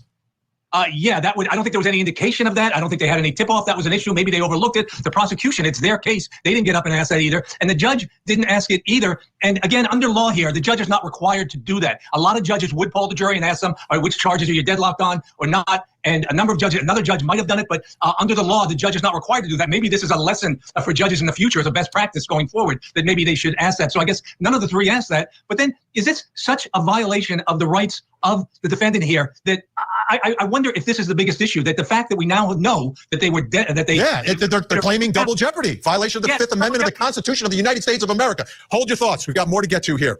Coming up next, why doesn't the prosecution want to know if the jury reached a verdict? See, that's a great fucking question, Vinny. That's a great fucking question. At most, what we're talking about here with these juror statements is a snapshot of the jurors' deliberations. Mr. Mr. Jeffrey, tell me what happened that night. I told my wife, I guess. I don't remember none of that. You don't remember the fight with Lisa? How many times did you hear it? 5. You don't remember what her dead body looked like laying out there? For Karen Reed. I'll repeat what he said, which is we make that quick. That's one of the attorneys for Karen Reed. She now has an appellate attorney who appeared in front of the Massachusetts Supreme Court. And what Karen Reed and her team is trying Artie Weinberg to do is get the Supreme Court to tell the trial judge, Judge Cannoni, to bring the jury back and ask them if they reached a unanimous verdict on counts 1 and 3, because 4 to 5 jurors have come forward to the defense saying that they did in fact find her not guilty of counts 1 and 3. So I want to play for you the appellate attorney for the prosecution who was arguing in front of that same Supreme Court. Take a listen. At most, what we're talking about here with these juror statements is a snapshot of the jurors' deliberations, but you cannot short circuit the verdict requirement and rely merely on such a snapshot. And it's important because it protects defendants too. You can imagine a different scenario where juror comes forward and says, notwithstanding the declaration of a mistrial, we all took a vote and we found the defendant guilty of murder. If the Commonwealth were to come forward and say, effect should be given to that vote, there can't be any serious doubt that the defendant, whether in this case or in a future case, would argue that is not a valid verdict and shouldn't be given any consideration. Interesting argument by the prosecutor there, probably pretty valid, although the state doesn't have a double jeopardy issue. That's not a valid argument. This guy's argument is hypotheticals. That's his argument, hypotheticals, unless I'm misunderstanding. But it sure as shit sounds like that was just hypotheticals. He was going, oh, well, but if they had said guilty, would they be doing this? Would they be wanting this recount? That's not. What are you talking about? We're not dealing in hypotheticals here. We're dealing with as is. The fact of the matter is that the jury came forward. Jurors came forward unsolicited. They came forward and they felt like something was wrong on the bus. They felt like something was wrong. They discussed it. Certain jurors decided to come forward and they reached out to both the Commonwealth and the defense. And the only people who felt the need to report it were the defense. So the defense files motions. And that's what they're supposed to do. Of course. Because a mistake was made. A mistake was made by nobody else than Beverly Cannoni, the judge.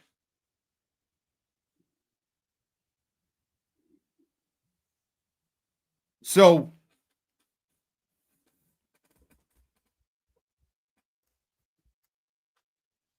I mean, so the question is, as Vinny stated earlier, why doesn't the prosecution want this known? Why don't they want to get to the truth? If they're acting in the interest of justice, why wouldn't they want to get those answers? Why wouldn't they want the jury voir dired? Why not?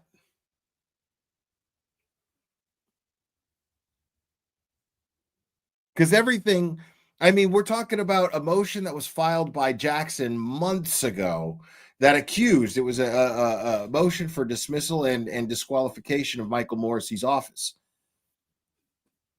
And the accusation there is they're just looking for a win. They're not acting in the interest of justice. They just want a win. This perfectly aligns with that. This absolutely supports that accusation.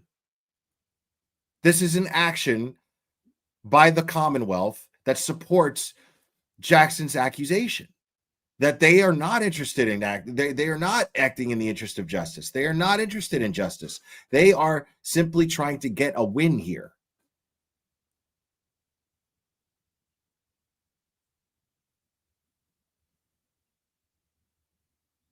I mean, that jury was like, wait a second, this isn't right. We voted unanimously on these murder charges. What's this? What could this do to her life?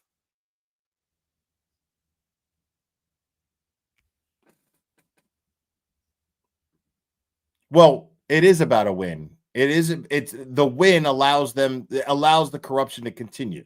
The point that Jackson was making in that motion was that the win over this case, they believe, Michael Morrissey believes, that this will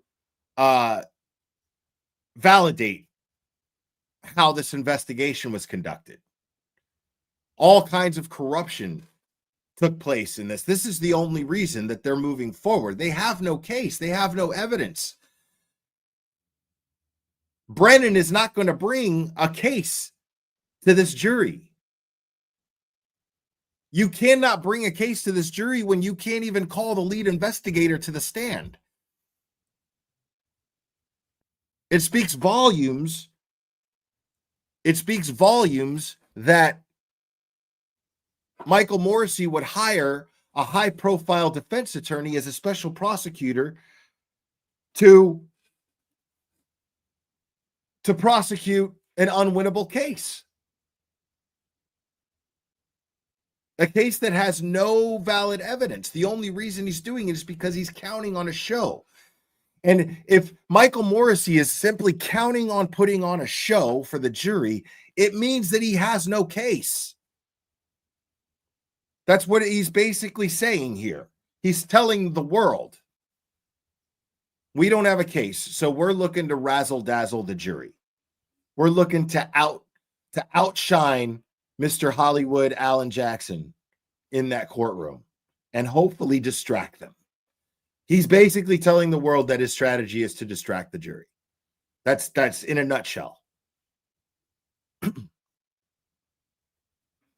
And none of these court experts are saying this. They're not even exploring this. I bet you my man Elton John with the glasses would, though. I'll bet you anything he would. That's probably why they didn't bring him on. And I'm not forgetting that Auntie Bev is helping the prosecution. I'm not forgetting that at all. I'm not forgetting that at all. Or the constitutional protection of the Fifth Amendment, which brings me to my next question, because the prosecution doesn't want the jury brought back. So why doesn't the prosecution want to know if the jury reached a verdict? Why don't they want to know? Still with me, Peter Elkin, Wayne Dennison, great attorneys, trial attorneys. I want to play one more little piece of the argument from the Supreme Court, which again talks about this issue about what really happened in that jury room as to counts 1 and 3. Take a listen. He says we should expand our law, as I understand him, to include the Fifth Amendment right and double jeopardy protections as well. What's your response to that? Why not? I agree with the reasoning of the appeals court in DiBenedetto that it can't simply be the fact that it implicates a core constitutional right to allow for this sort of inquiry. And here they never explore that. Ever, Microdots. Vinny almost did months ago. I remember once upon a time, Vinny almost did that. And then somebody pulled his reins. Said, whoa. Why not? Why is the Fifth Amendment any lesser of a right than the Sixth? It's not that it's any lesser of a right, Your Honor, but although it is different than the Sixth in that here there's a balance of two competing public policy considerations. It's not simply the defendant's right, there's the public's interest and right as well. So it is different than, for example, the Sixth Amendment right. Well, doesn't the public have an interest in finding out the truth of what the jury decided? Yeah. The truth. Wayne Dennison. Hey, isn't that ultimate? Let me answer that for you. Do you see the total of 2,786 people here? It's just a fraction of the people who want to know what this jury decided. I mean, we already do. We already do. We just want it on the record. That's what we want.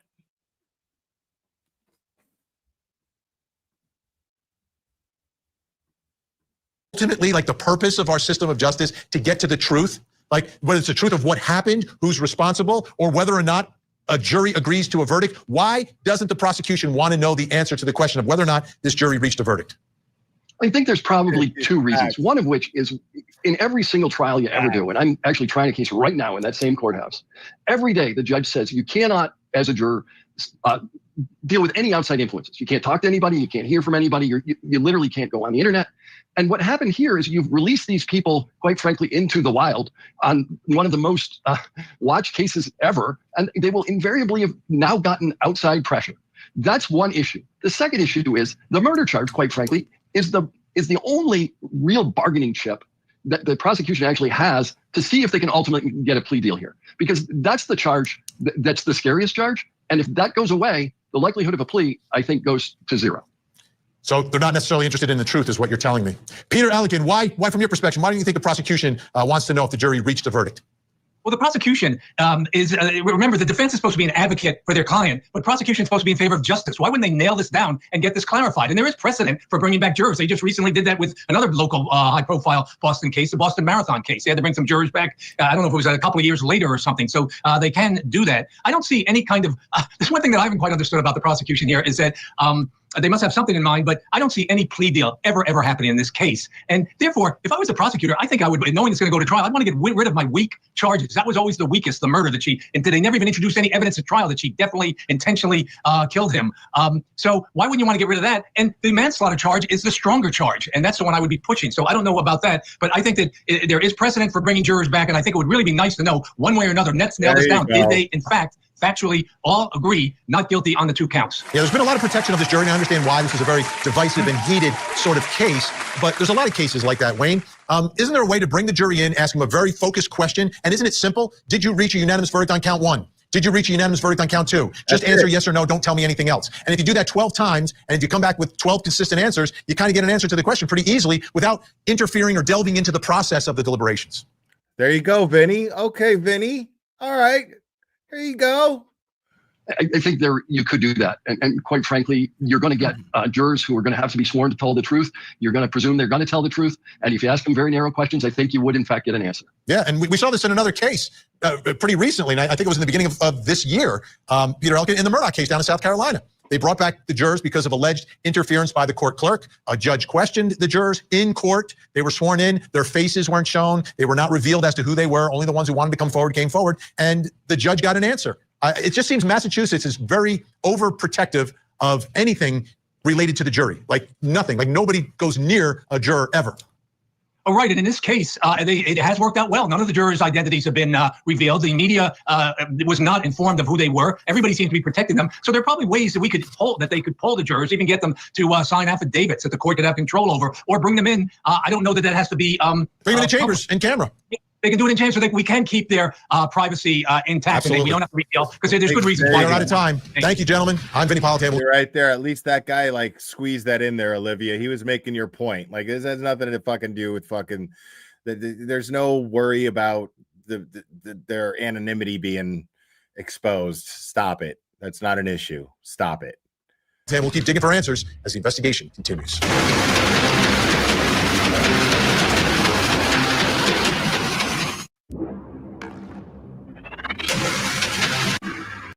Two different stories were told in that courtroom during the trial, and it's about Karen Reed for the murder of her boyfriend, Officer John O'Keefe. Two different stories were told in that courtroom during the trial, and it's still today unclear what really happened the night John O'Keefe died. Here's the story. They show up wearing pink, some of them holding signs. They line the streets cheering on a woman named Karen Reed. She's not a celebrity. She's not a war hero. She's a college professor accused of murdering a Boston police officer named John O'Keefe. John and Karen were a couple who were practically living together. On the night of January... Au contraire, Vinny Politaner. I would argue that she is a war hero. I would absolutely argue that Karen Reed is absolutely a war hero. Because Karen Reed is fighting a war against corruption in her local government. Make no mistake about that. That is 100% factual. Right now, Karen Reed, along with Turtle Boy, and not even side by side. They're not even working together to do it. This is what I love about it. They're not even working together to do it. But between the two of them, they are absolutely war heroes in fighting corruption in that local area. So, respectfully, Vinny Politan, I disagree, my friend. January 28th. And sub to Microdots. That's Microdots' image right there on the screen, y'all. Going into the early morning hours of the 29th, they were out together. First at C.F. McCarthy's in downtown Canton, Massachusetts, then at the Waterfall Bar and Grill, and finally inside Karen's SUV in front of Brian Albert's house, who was having an after party with a bunch of the folks who were at the Waterfall. The big question is, what happened to John O'Keefe after he stepped out of Karen's car? Did Karen run him over, or was he killed by someone at the party? The jury couldn't figure it out, so a mistrial was declared. And now a new trial has been scheduled, and Karen Reed is speaking out about her case and about what happened that night. What a case, what a story, what a trial. So as we wait for the Massachusetts Supreme Court to make their decision, we wait for the retrial to begin. Karen Reed has spoken out and spoken to Vanity Fair. A reporter with Vanity Fair was basically embedded with Karen Reed for several days and wrote this really interesting article. So what I want to do for you right now is show you an excerpt from that article from Vanity Fair as read by our producers. Beyond a bar run in the week before O'Keefe died, he had never really socialized with Albert, even though both were BPD, living in Canton, and had McCabe in common. Albert had an alluring reputation. He helped unmask the Boston Strangler in 2013 and capture the Craigslist killer before that. The night he died, O'Keefe was eager to join up for a nightcap. When he and Reed arrived at 34 Fairview, though, she wondered whether they were at the right address. There weren't many cars in the driveway, and Reed felt uneasy. McCabe had conveyed the invitation, so Reed wasn't sure how welcome the couple actually were. O'Keefe said he'd check out the scene and report back. But minutes passed without a word. I got pissed, Reed tells me now. She knew that a woman O'Keefe used to hook up with lived a few houses down the street. He's got to be screwing around, she thought. I didn't think he was physically incapacitated. After about 10 minutes of waiting, Reed drove to O'Keefe's house. Now, she didn't testify at the trial, but that's her story to Vanity Fair about what happened that night. Which brings me to my next question in our investigation. Does Karen Reed's story make sense? Does it jive with the evidence that we saw over the course of months during the trial? I'm so sick of this fucking argument. I'll tell you this right now. Like, you got to fucking pick one here, folks. Either she was so fucking drunk that she ran over her boyfriend and didn't know it, or, you know, like she's calculated and she's coming up with a different story because she's lying. Did it ever occur to you that, I mean, she admits that she was drunk. She admits it. Wouldn't her memory be a little hazy as to certain details? Certain fucking semantic fucking details that I like. I listen to that shit and I don't care. You know what I'm saying?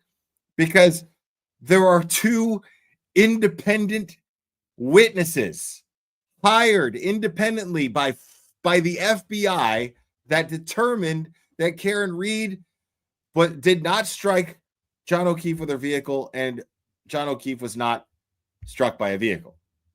Period. That's it. That's all I need to know. Besides literally everything else that is shady about this investigation. Everything else. Fucking everything. So, you know, if all you got to argue with me is the fact that somebody who had too much to drink can't get certain details of her memory correct, as far as what happened when she was clearly in a panic. I mean, that doesn't, I don't give a shit about that. I mean, I'm just going to be honest with you. I don't give a fuck. Like whenever anybody argues about Karen Reed's story, it's not, there's not enough of a variance between the stories for me to give a fuck. There just isn't. Like, it just tells me that you're splitting hairs. You're trying to split hairs here.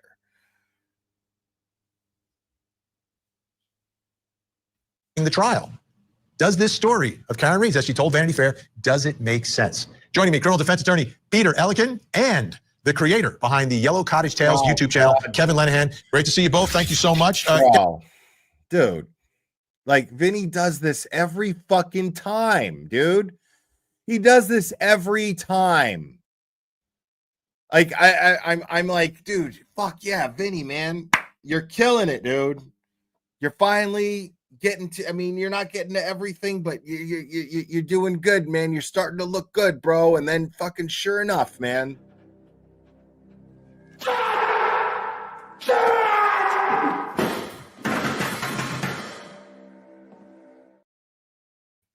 Like, I'm sitting here and in the back of my mind, subconsciously, I'm fearing what I'm looking at right now. I'm fearing it, bro. You know, like in the back of my mind before this even happened, I'm like, no. Wait.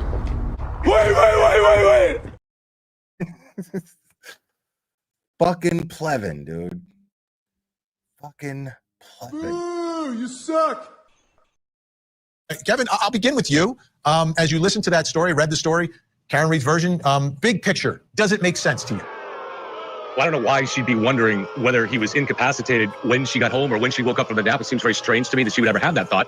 I mean, as far as she should know, he should be either drinking at the after-hours party still, or maybe if she's suspicious, thinks he hooked up. But the other thing is, this article might have made sense a year ago to at least entertain it. But we've had the information from the trial, and the GPS shows, without a doubt, that John's phone did not go in the house. Yet it was found underneath his body at the far edge of the property, which is 80 feet from the driveway. And Karen tells us inexplicably that she watched him walk across the threshold into the house. So how did the phone get to the... Dude, I swear he sleeps in a fucking chest.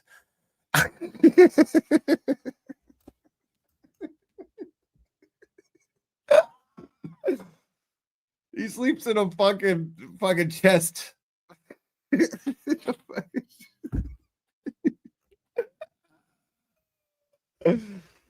Dude, like, what is Court TV fucking doing? Do they not see that this guy is not real, bro? That he's a fucking apparition that's haunting somebody's attic? Do they not see that this is what this is? Like, what in the, like, do you realize, Court TV, how fucking shitty you look right now? Like, this is the guy that you bring on to argue Karen Reed's guilt. This is who you bring on. A fucking ghost. A fucking lonely, died a virgin ghost that haunts an attic somewhere. This is so bizarre, man. I can't figure you fucking people out, Court TV. To the far edge of the property, and that phone stopped. It moved for the last time at 12:32 and 16 seconds. So not very long after John allegedly would have walked into the house. So there's just so many other aspects of this. This article felt to me like it was written by Karen Reed. Yeah, well, she's embedded and I guess trying to get Karen Reed's story. So let's do this. Let's take a listen, though, because part of the story is that she was waiting for John O'Keefe and she got angry. So let's take a listen, Peter Ellikin, to some of the voicemails that Karen Reed left for John O'Keefe that night. Now, as far as this first voicemail, what time did this occur? 12:37 a.m. With court's permission, if I could play that for the jury. Yes. Third message, what time is that received? 12:59. With regard to the fifth message, what time was that received by Mr. O'Keefe's phone? 1:11 a.m. Yes, 1 in the morning, I'm gonna eat the nephew. You're And the sixth message, sir, what time was that received by Mr. O'Keefe's phone? 1:18 a.m. John, I'm going home. I cannot leave you sitting me. I need to go home. You are you sitting right now. Another girl, he's sleeping next to me. You're a loser. The seventh message, sir, what time was that received by Mr. O'Keefe's phone? 5:23 a.m. Peter Ellikin, as we listen to those voice messages, is that kind of in sync with what she's telling Vanity? Dude, and where the fuck? I mean, you buy those shirts at like Sears, right? You know what I mean? Like, do you like what? Who handles like the designing of the clothing, the shirts at Sears that come in the plastic wrappers in that section of Sears? Like, what are they thinking? Are they sitting around at the board meeting and they're like, well, what about if we make a shirt designed specifically for dudes who live in a fucking attic? How about that? Let's do that. Because only dudes who fucking live in their fucking attic would wear a shirt like that, dude. Nobody dresses like that except attic dwellers, bro. That's an attic dweller shirt. Like, is that what's going on? Is there somebody in Sears that's just like, what about the attic dwellers? Anybody? I mean, they buy clothes too. By Jove, I think you've got it. Vanity Fair about her being angry? Yeah, actually, I think, some people would listen to that and say, oh, that puts her in a bad light. She's using expletives. She seems really angry. If anything, if she knew that she killed him, why would she be doing message, and increasingly angry? Where are you? Why aren't you getting back to me? I'm getting angry with you, on and on. That sounds like somebody who is not aware that he is, that he's dying somewhere. So I think if anything, that would exonerate her. I think, when you look at all the evidence in this case, and I'm not going to go through the long laundry list. I've never seen anything with so many moving parts in it. But we never saw a smoking gun on this case, did we? Like, oh, this got it nailed, or this absolutely exonerated her, or this nailed her, dead to rights, and she's guilty. We have a lot of little pieces of things, but I think that's one of the reasons why they couldn't convict. That there was she was either found not guilty on 2 of the counts, and they couldn't come to an agreement on the other, or if they were deadlocked on all 3. But I think there's a reason for that the evidence just wasn't there to convict. Let's take a listen to something else, Kevin. I want to play this. This is the testimony of Brian Higgins, who's at the bar before the after party. He also goes to the after party, and we know that there's a little bit of a Let me see your hands, Plevin. history between Karen Reed and Brian Higgins. Let's watch. She did not greet you, did she? I think they kind of went like that in different directions. Right. Yes. Did she greet you? No. Right. So she walked over toward the corner of the bar, and John came over and greeted you, and then walked over and joined her, correct? Yes. Karen didn't stop what she was doing when she was over in the corner of the bar and come over and say hi to you? I didn't have any interaction with her that night, no. So it's safe to say that throughout that evening, when she was sidled up next to John O'Keefe or friends that she was with, she never turned back around and came over and even acknowledged you, correct? That's correct. So she basically ignored you the entire evening. That's not how I interpret it, no. I didn't ask you how you interpreted it. I asked you what she did. Did she ignore you or did she pay attention to? I love Alan You can go ahead and answer that. Did she ignore you? No. All right, this is some of the video from inside the Waterfall Bar and Grill. Kevin Lenahan, do you think this is in sync with her not wanting to You can go ahead and answer that. Do you have no game whatsoever?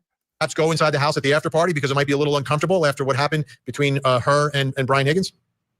Sure, you can start to loosely patch it together, and it looks like potentially Higgins felt a little bit jilted at this point and was interested in her, and that would have made her uncomfortable. Of course, in her Dateline interview that was aired a couple of weeks ago, she made it seem like she was waiting for John to say, hey, it's okay, come on in, which doesn't really make sense. In fact, in that interview, she said that she texted John to see if it was okay and called him. But the phone records show that that's not true. She didn't text him until closer to 1 o'clock, about 15 minutes after she got home. And the first phone call was at 12:33, where she got home at 12:36. She was almost certainly on the road at that time. So the story is ever changing, but you can kind of try to piece together something, I guess, that can look like someone else had a motive to kill him. But the simple fact is that data shows and the physical pieces show that matches it perfectly to her car. And I don't think it's going to be a way to get around it if the prosecution puts that together better in the second trial. The very evidence that they have, they just have to present it better.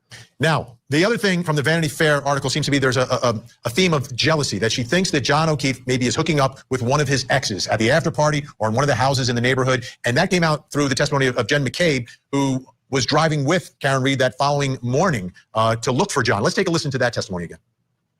She just continuously screamed that. And then as we got by different landmarks, she then started, screaming, asking if John could be at certain people's houses. And whose houses was she asking if John could be at? If she could be at house. Referring to the directions that you had provided the night before? Correct. And so that would have been, who was a child who was around the age of in your daughter, correct? Yes. And there have been some years in the past dating relationship between Mr. O'Keefe and Yes. And so is Rita saying that in the car that morning as you're driving over to Fairview?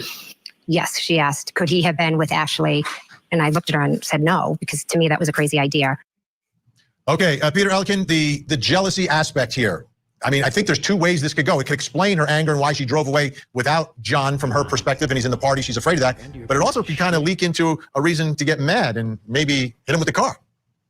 We could just read this anyway. It just doesn't seem to really be clear cut. Again, I go back to the thing is, why is she asking people hours later, could he be here? Could he be there? Why would she, if she knew she killed him, why would she, why would she just be, giving him like, 100 different messages and getting angrier and angrier? Why isn't she getting back to him? So I think there's just so many ways to look at this, but that could be looked at a way to, in her favor again, that she's saying to everybody, where is he? Could he be here? Where is John? Exactly. All right, stay where you are. We know the first trial was huge, but still to come. Will the Right, because if she doesn't know where he is, everyone who thinks that she's guilty would be saying, well, why isn't she calling? Where's her panic? If your boyfriend is missing and she hasn't heard from him, where's her panic? That's what they'd be saying. So it's just stupid. Like, she clearly didn't do this. Retrial be even bigger. In the town of Canton, we have been subjected to domestic terrorism right here in the United States of America. Nights on Court TV. I'm Vinny Politan. Welcome to Closing Arguments. We have a big out ahead here. Your deplorable actions are unforgivable. Guess what? The United, by the way, Karen Reed. Weeknights at 8, 7 Central, only on Court TV. Rita. Karen Reed was raped, and the world knows it. And anyone who looks at the scientific evidence, by the way, that came from people that are hired by the Department of Justice and the FBI, and guess what? The United States military. If there is someone on that jury that denies that irrefutable evidence, we got a problem. We have lost relationships with people we love because we chose to speak the truth and stand for an innocent woman that was framed. Our loved ones have lost relationships with people they love because we stood for truth. It ripples through the community. In the town of Canton, we have been subjected to domestic terrorism right here in the United States of America. We will not be terrorized anymore. No more. I was in the middle of it all. The passion was real in the streets of Denham, Massachusetts. And it began before the trial began. But once I got up there while the trial was happening, wow. Wow. And then people started showing up supporting the police on the other side. And you had a large amount of pink, and then you had amounts of blue that started to grow a little bit. For those of you who don't remember, take a look.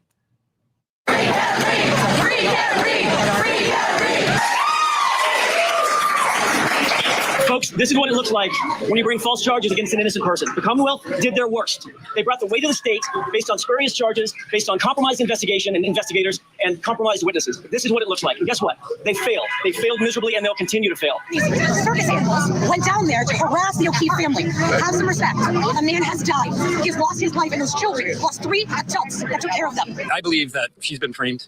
I know what that blue line is all about. And I love that blue line, and I'm very, very proud of them. And I can't believe that they took their friend and put him in the snow. Because this isn't normal to even be out here in the first place. We stream it every day.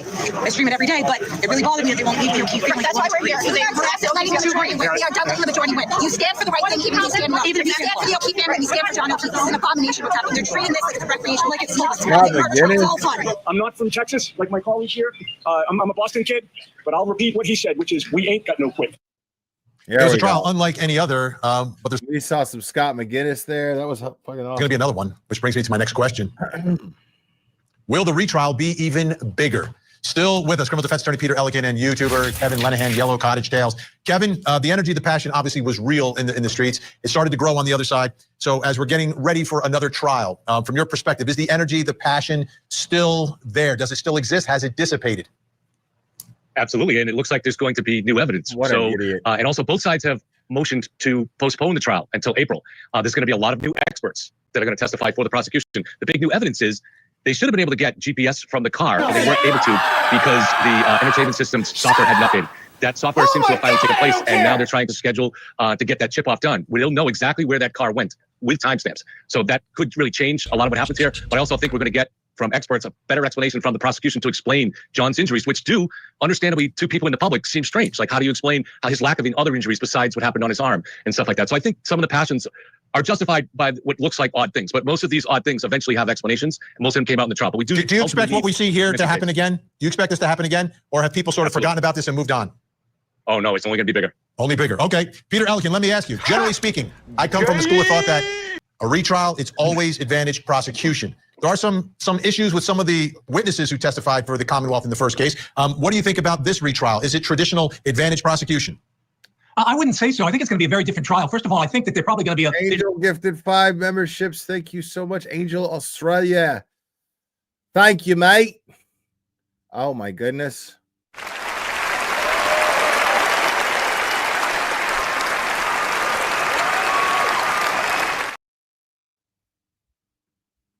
There's an extraordinarily good prosecutor now in the case who got brought in, Hank Brennan. I suspect it's going to be a little more succinct, that they're not going to have 80 witnesses and anybody and everybody talking about various things that maybe aren't that important. They'll probably be like a bullet, get into the important things. We'll see what new evidence comes up. For example, the checking out the car was just mentioned. The prosecutor doesn't know whether that'll help them or hurt them. So this will all be revealed. So at this point, I can't say any advantage whatsoever, other than they're still, the prosecution's still going to be stuck with some of the horrible, horrendous witnesses they had who got caught in all kinds of, I don't have to go into the list of it, but all kinds of misbehavior and poor conduct that have been suspended and all that. And you can't get away from that at all.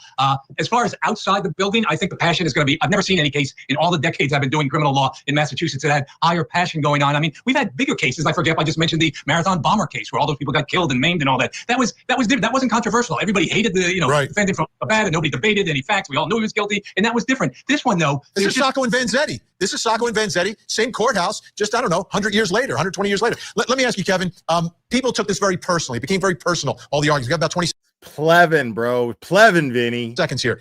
Is that feeling still there that people feel like they have a One of these days, Vinny's going to slip and call him Plevin, dude. Watch. personal stake in the outcome of this trial? Absolutely. And that's something that's going to have to be studied is why did this case resonate so deeply with people? Is it the odd things? Is it something about the defendant? Is it the idea of police corruption or power and cover-ups? All of those things are factors. And then finally, the social media and a defense team and the willingness to use bloggers and stuff like that, that's all a huge factor in here too. All right, Devin Lenahan, Yellow Cottage Tales, great to see you. Peter Ellikin, always fighting the good fight. Appreciate it. You know, it's frustrating for everyone involved when a jury is unable to reach a verdict. No one really wants to do the trial again, but it looks like that's exactly what's going to happen in Massachusetts in 2025. Now, generally, like I said, prosecutors have the advantage at a retrial. This case is different. Prosecution witnesses have had major issues since the trial, which may severely impact their credibility. But it will be a brand new jury, so you never know. You're going to have to watch it on Court TV. I'm Vinny Politan. We'll keep digging for the answers as the investigation continues.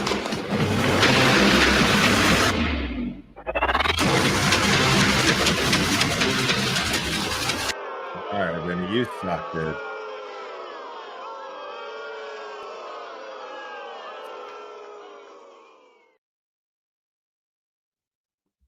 All right.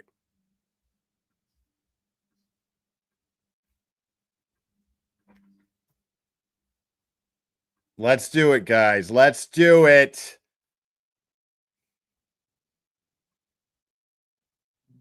Phone lines are open, guys. Anybody wants to call in, they can call in.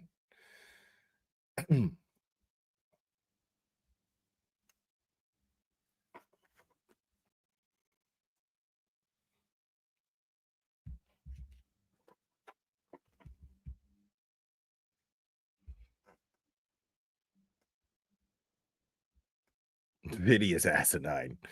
I mean, like, the thing is, man, like these people, they're just told what to fucking do. Like, they're puppets. Vinny's a puppet. You know? Call from. You're on. Who am I speaking with?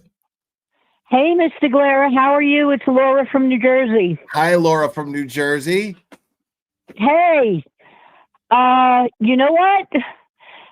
They hit all the big, they gave you all the big stuff, but they forgot to hide all the little things that go along with it. I don't think they realized what they were doing when they framed Karen Reed. No, they and didn't. It's all coming out now. Yeah, it was the laziest frame job in the world, and it was all because they were riding on what they put all their chips on was Karen Reed saying, doubting whether or not she hit him, like wondering whether or not she hit him. The statement of did I hit him? Did I hit him? They cashed all their chips in on that. They bet everything on that, and based on that, they figured they could make her believe that she hit him with weak ass evidence, because that evidence was designed to convince Karen Reed, not a jury. The frame job was designed to convince Karen Reed of her own guilt so that she would take a plea, but she didn't. She was smart. She hired good lawyers, and here we are. Yep. And you know what? I don't think they anticipated that Karen Reed would go the route that she went. They really anticipated her pleading guilty at some point. I truly believe it. Right. That's what I'm saying. Their whole thing was, Yeah. the whole frame job was designed around the idea that she would plead guilty. Yeah. 1,000%. And I'm very happy that I saw this motion today. I'm very happy that I heard that, because you know what? I've been waiting, and the defense is a great defense team, but I've been waiting for something like this. It's like the apple that just fell off the tree for me. Right. You know what I mean? Like, for sure. Come on, grab yourself by the balls and let's do it. Let's go. Yeah, that's what Betero did. Betero just jumped in this thing and went like, all right, here, give me the ball. I got it. I'm running it in. Yeah. I'm running it in for the You know what? I'm going to barrel through this defense. it's a great thing that Aiden has him as his lawyer, but boy, oh boy, what would it be if Betterow was with the other two lawyers? Oh my God. Yeah. I'd have to move to Boston. I'd have to move. I'm sorry. I'd have to move to Massachusetts and cheer that crap on. How cool would it be if Karen Reed brought Mark Betterow onto her team? That would be cool. You know what? I mean, it would be cool, but I think it's a conflict. It's not necessary, but it would be cool. You know? Yeah, would be very cool. There is one more thing I want to say. Sure. What's that girl's that girl's name? Julie, that was at the house. Nagel? Julie Nagel. Here's a message for her. Julie Nagel, now is your time to start talking. It's probably the only chance, and you're the weakest link. So I would get to it. You're the weakest link. The weakest link. All right. Thank you so much for calling. I appreciate it. All right. Have a good day. You too. Bye-bye. Bye. All right. Next caller, please.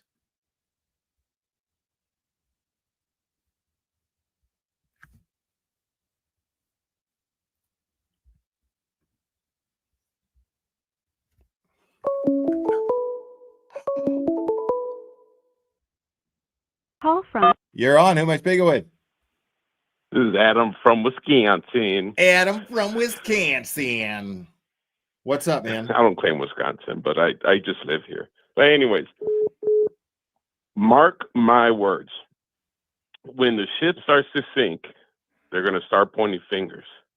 And I said this before in Turtle Boys. I not messaged him, but I put it in this chat that when it sinks, when the ship starts to sink, they're going to start pointing fingers that John came in, he was violent, he started fighting, and then one thing led to another. And that's basically what's going to come down to. Yeah, sure. And, and that's just my theory. I'm not trying to, ignite, a fire here, but basically that's what's going to happen. And right now, and the thing that gets me too, if this new thank you so much, Bulger's lawyer. Thank you, Sumo. Appreciate you. Sorry. Go ahead. No, my apologies. What's the name of the new lawyer that's for Whitey Bulger? Hank Brennan. Hank Brennan. If Hank Brennan is looking through all the evidence and looking through everything, and of course he's came across the FBI when they send the two personnel down there, wouldn't you think he would back off? I mean, I don't know, man. Like, he's obviously got some. He's doing this for. How do you go against the crash daddies? How? Tell me how. He's doing this. I don't know what's motivating him. He's doing it for peanuts. Like, as far as like over the table money, he's doing this for peanuts. Now, I'm not saying there is under the table money. I don't know, but he's doing this for peanuts, and it's really weird. It doesn't add up. The fact that he's doing this for very little money, the fact or the idea, I believe that it's none of the other prosecutors at the Norfolk County DA's office want to deal with the case. They don't want to prosecute the retrial. No, and that's the thing too. So he hires this guy. And he's doing it for peanuts. So I'm wondering if there's something else that's motivating him. I don't know what it is. And the thing I said too, then if Morrissey's so determined that she has done this, why the hell isn't he trying this case? That's what he's getting paid for, right? Yeah. Yeah. Why doesn't Morrissey? I've seen actual DAs step up and try a case. It's said that Morrissey's never even tried a case before. That's interesting. Oh, so he's just there to right. Oh, yeah. That's right. He's the just there to protect the corrupt. Yeah, I got He's the district attorney, and he's yet never been a trial lawyer. He's never tried a case ever. Yeah, so he's just there to protect, people that, do witness intimidation against cops and drop their charges. Yeah, that's right. I totally forgot about that. Yeah, I mean, there's something very shady going on in Norfolk County, and it's got a lot of branches. So Did you hear about the board member that got their charges dropped? No. Little brought that on yesterday. Attorney Little brought that on, that one of a weapon was stolen out of one of the board members' vehicle. He was charged with something, and then I guess what board member? Board member for who? one of the board members from Canton. One of the Canton Select people. Yeah. Okay. Attorney Little just brought this on her channel yesterday, and I guess he was arguing with the cops. He got charged with 3 counts of witness intimidation, and they all just got dropped because he said sorry, and they came to an agreement with the officers. Okay, so Dover. Okay, I got you. So, and this was brought up the other day. Selectman from Dover, by not Attorney Canton. Little. Yeah, from Dover, not Oh, Canton. my apologies. But Yeah, my Norfolk, apologies. still Norfolk County. Okay. So I'm maybe not aware Turtle of Boy it. should say sorry. I haven't heard about this. Yeah, so maybe Turtle Boy should say sorry, and they'll let him go. Yeah. Yeah, Turtle Boy's gonna say sorry at this point. I love it. That's all right. When you let me go, you gotta do like Aunt Bev and dismiss me, please. right. All right. I'm not gonna do that to you. Your service is complete. Thank you so much. All right, that's what he asked for. Yeah, different county. Thank you, Microdots. It was Dover. Yeah, I haven't heard anything about it yet.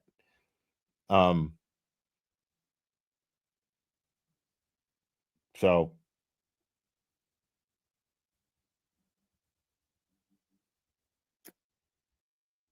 wait, what? I think we got a super chat. Super fan. I think we got a super chat. Super fan. Super chat. Super fan. Fan. Fan. Fan. Fan. Fan. I think we got a super chat. I think we got a super chat.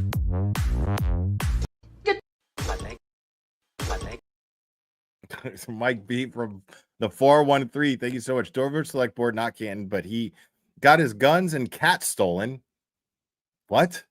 Cops charged him. He threatened their jobs, said sorry, and now Morrissey dropped. What? Okay, yeah. I'm sure we'll talk about that soon. Call from.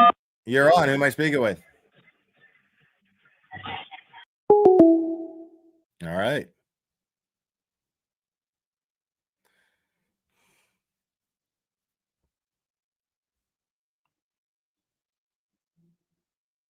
Car was stolen with guns inside. Got it.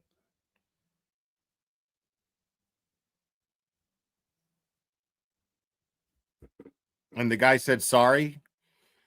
And Norfolk County dropped the charges. Is that what happened? Yeah, don't fuck with cats.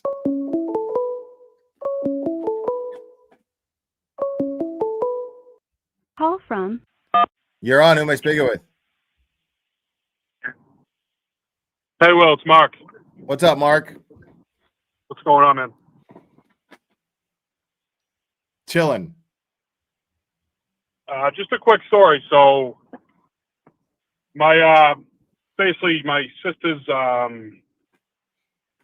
boyfriend's nephew was killed in a car accident, and they had Aunt Bev, and Lally. Okay. And so she is so corrupt because Bev was literally like brought to tears and like being so nice to the family, and like she was asking for pictures, and like my sister said it was absolutely insane. Like she was such a different person. Like wasn't even close. Like she's actually like a real human being. And don't get me wrong, she's more corrupt than anything in the world. Like, but she was asking for pictures, crying, and she said Lally was like great, like to the family, so well spoken. Like, so I just thought it was pretty telling how corrupt she really is. Yeah. Like she. So you're saying that you've seen her actually reside over cases where she actually cares and actually does just But Yeah, and in this case, in the Karen Reed case, the fact that you've seen a contrast shows how corrupt she is in this case, is what you're saying. yeah, like she's definitely just so tied into Morrissey, and Right. completely railroading Karen Before the because blackmail she, trick, then. she does actually have feelings, and like it was completely different. Right. Like she tells people don't cry in her, the courtroom in the Chesna case, and then she was moved to tears in this one and doing all that. Wow. I just thought I'd share that, but get me wrong, I want her to go down more than anyone. So, No, I appreciate it. Thank you. all right, take care, Will. All right. Have a good one, Mark. You too, man. Bye.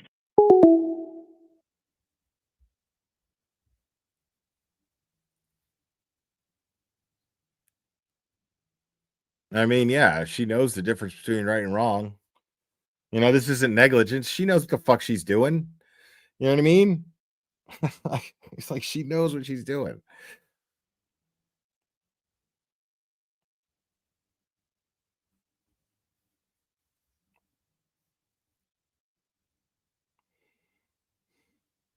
Right, exactly. They know how to conduct an investigation. Massachusetts State Police knows how to conduct an investigation. Michael Proctor knows how to conduct an investigation because the investigation into into the Walsh case, the Brian Walsh case, is practically flawless.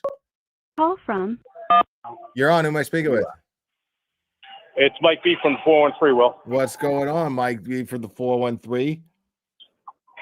Yeah, so wanted to clarify, it was actually car, not cat. My autocorrect screwed up. But Dover is actually Norfolk County, and there's a doctor from Norfolk County. It made sense to me at the time. A cat. Okay, yeah. They stole his cat. Why? I don't know, but they stole his cat. Yeah, in Norfolk County, you can expect a cat being stolen to be a big crime too, I guess. But no, there's a murder. Kevin Reddington is actually the doctor's lawyer. Yeah, that occurred in Dover. And guess which state trooper is front and center in that case? Proctor? Yep. Wow. Reddington actually got a Brady letter about Proctor related to that case. It's so and funny. Reddington has filed motion to get all Proctor's communications about that case. Reddington. Oh my gosh. Jesus. He's going right down the same rabbit hole. He's just doing his job. I'm not blaming Reddington for that shit at all. He's gonna have his hands full when Jen McCabe gets charged. But with this case, Proctor dug his own hole there. You know what I mean? Yeah. So if this doctor gets away with this shit because and Kevin Reddington can get this guy off because of Proctor's bullshit, that's Proctor's fault.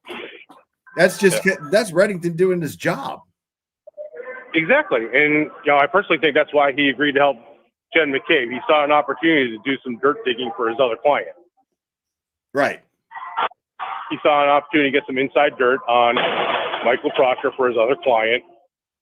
And speaking of, when I walked into the gym here, I saw a retired state trooper that I've known for years being a paramedic, and he said he's seen all Sean on the Gulf's crap, and he's like, they're not going to do anything more official with Michael Proctor until they get all these cases that he screwed up or he's named in out of the way one way or another, whether it's guilty plea, bargain, or not guilty verdicts. Proctor's just going to stay, in purgatory until all these cases are done. It's like whoever told Sean that, if Sean had a real source. Wait, Proctor never investigated the scene. Listen, man, I don't have anything personal against Sean McDonough. I really don't. Yeah. But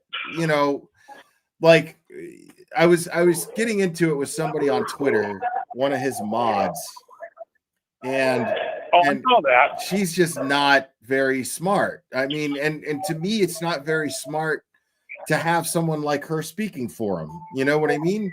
Yeah. Yep. So the more she talked, I'm like, what the fuck? Let me get this straight. This dude has, she's like, oh, well, she's trying to explain away his whole prediction of the of Michael Proctor being fired. Like, we all know Michael Proctor's going to get fired. We know that shit. You know what I'm saying? Like you don't get to. That's me going up here and going, hey, I'm confirming right now that Karen Reed will not be convicted of this crime. I'm confirming it. I have it from a good source.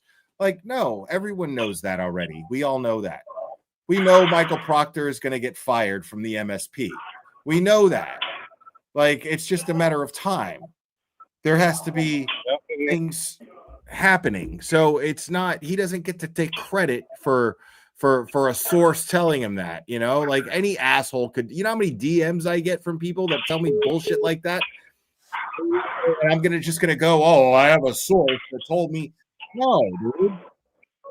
And then, well, I mean, my source right now said he's staying where Proctor's staying in purgatory of suspended without pay until they get through all these cases that exactly he has shit on. Exactly. That's all it is. They're suspending him without pay, but as soon as they realize everything that he's done, they can't have this guy, especially now that there's even the risk that 2 domestic murderers may walk because he worked those cases. You know what I'm saying? Just because. Just even if there's risk. Even if there's the risk that Brian Walsh walks, even if there's a risk that's the other one that the other guy that Reddington's representing walks, if there's even the risk of that, there's no way they can keep that guy on, as high profile as this is, on the payroll of the Massachusetts State Police. There's no way, especially under new leadership. There's no way. Very true. And by the way, just a reminder, like, you know who else got a Brady letter in regards to clients? No. In regards to what? In regards to clients handled by Proctor, the attorney who finally got Sean Ellis freed, Mary Jo, I can't remember her last name. Okay. You know what we'll talk about? Maybe Cherry does. But she supposedly got a Brady letter because she has 2 clients coming up with cases. I'm not sure if they're murder or not, but apparently they were handled by Proctor. She's going to get a hold of Proctor's Brady material too. You don't think that's the whole thing? Is why the fuck wouldn't any attorney? Why wouldn't any defense attorney who's representing a suspect that was investigated by Michael Proctor directly himself?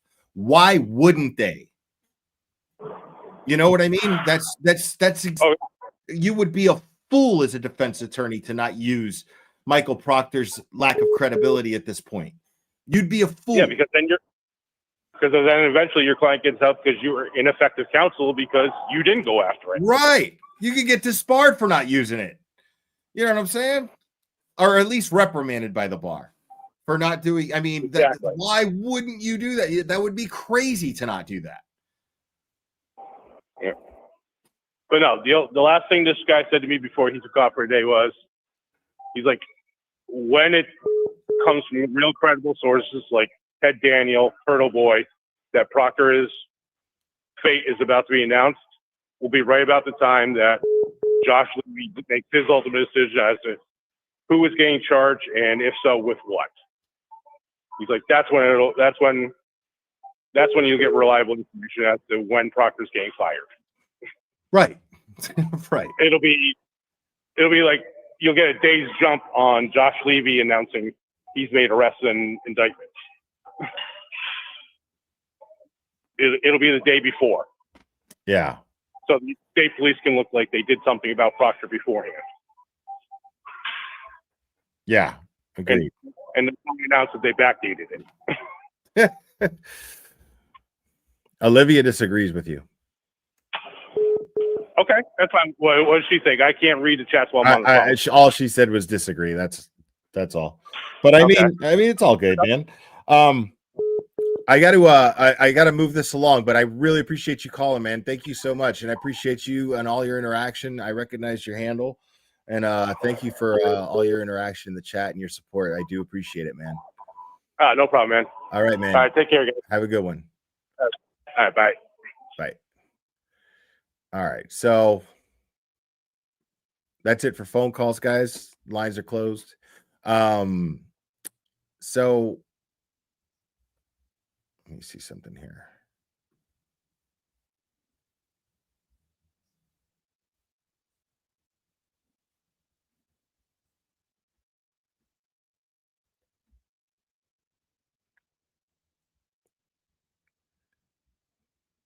Like, okay, so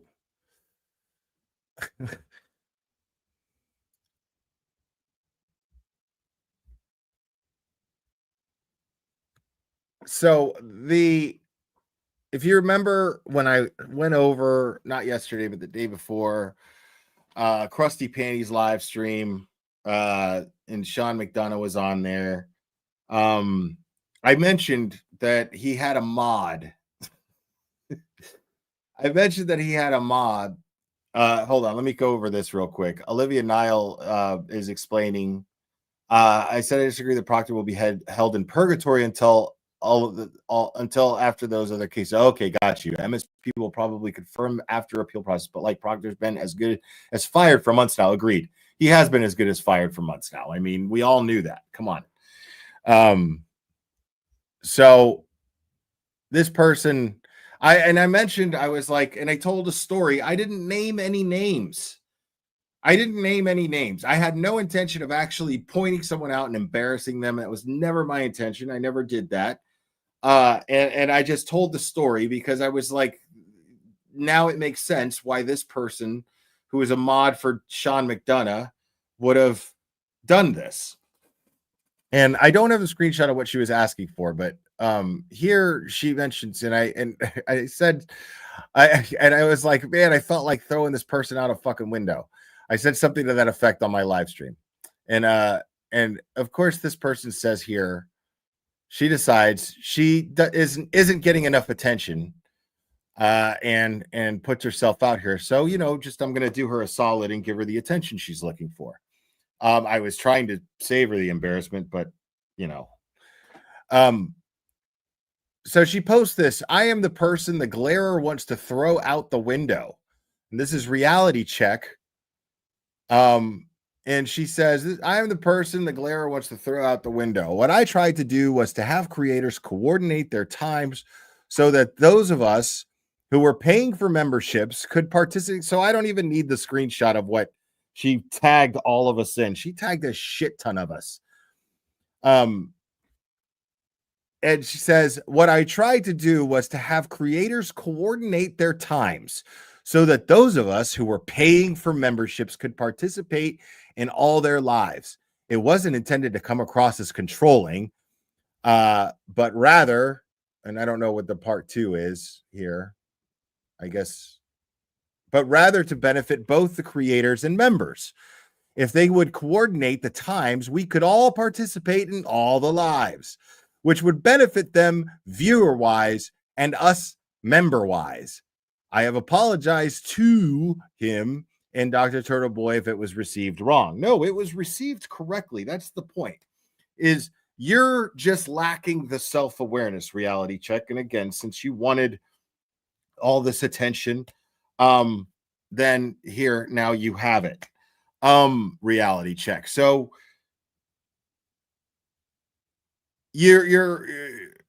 we received it correctly. You're lacking the self-awareness to understand what we received. That's the issue here.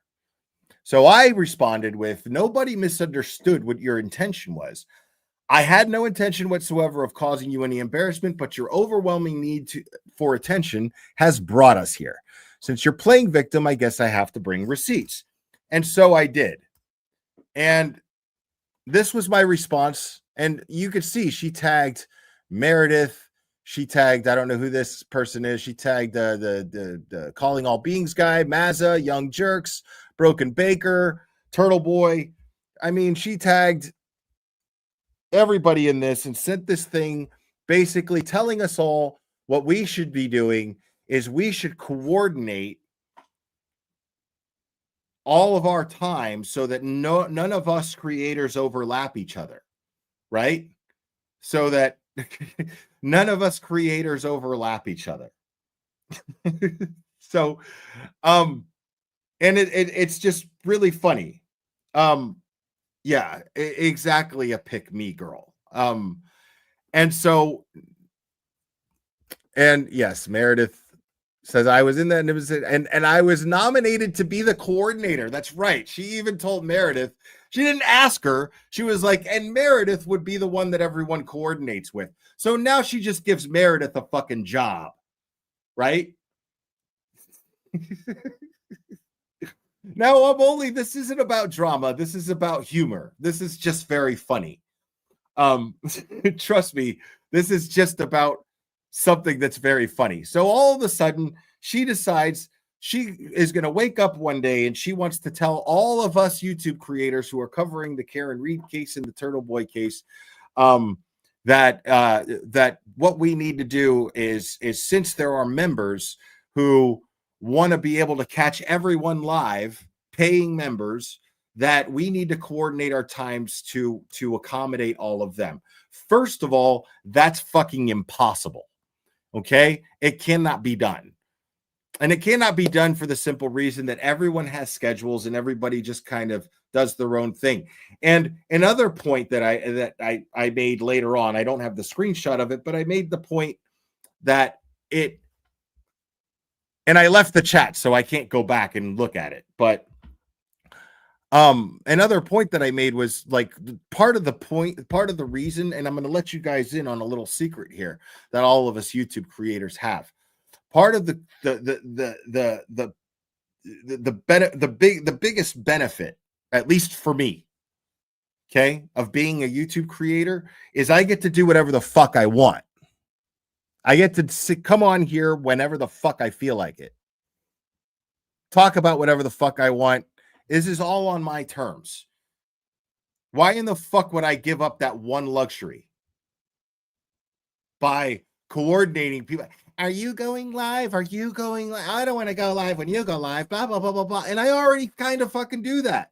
Just out of courtesy or even for selfish reasons. Sometimes I just want to see the person. I want to see the creators live who's going to go live. And I'll be like, oh shit, I'll just reschedule because I actually want to catch this shit.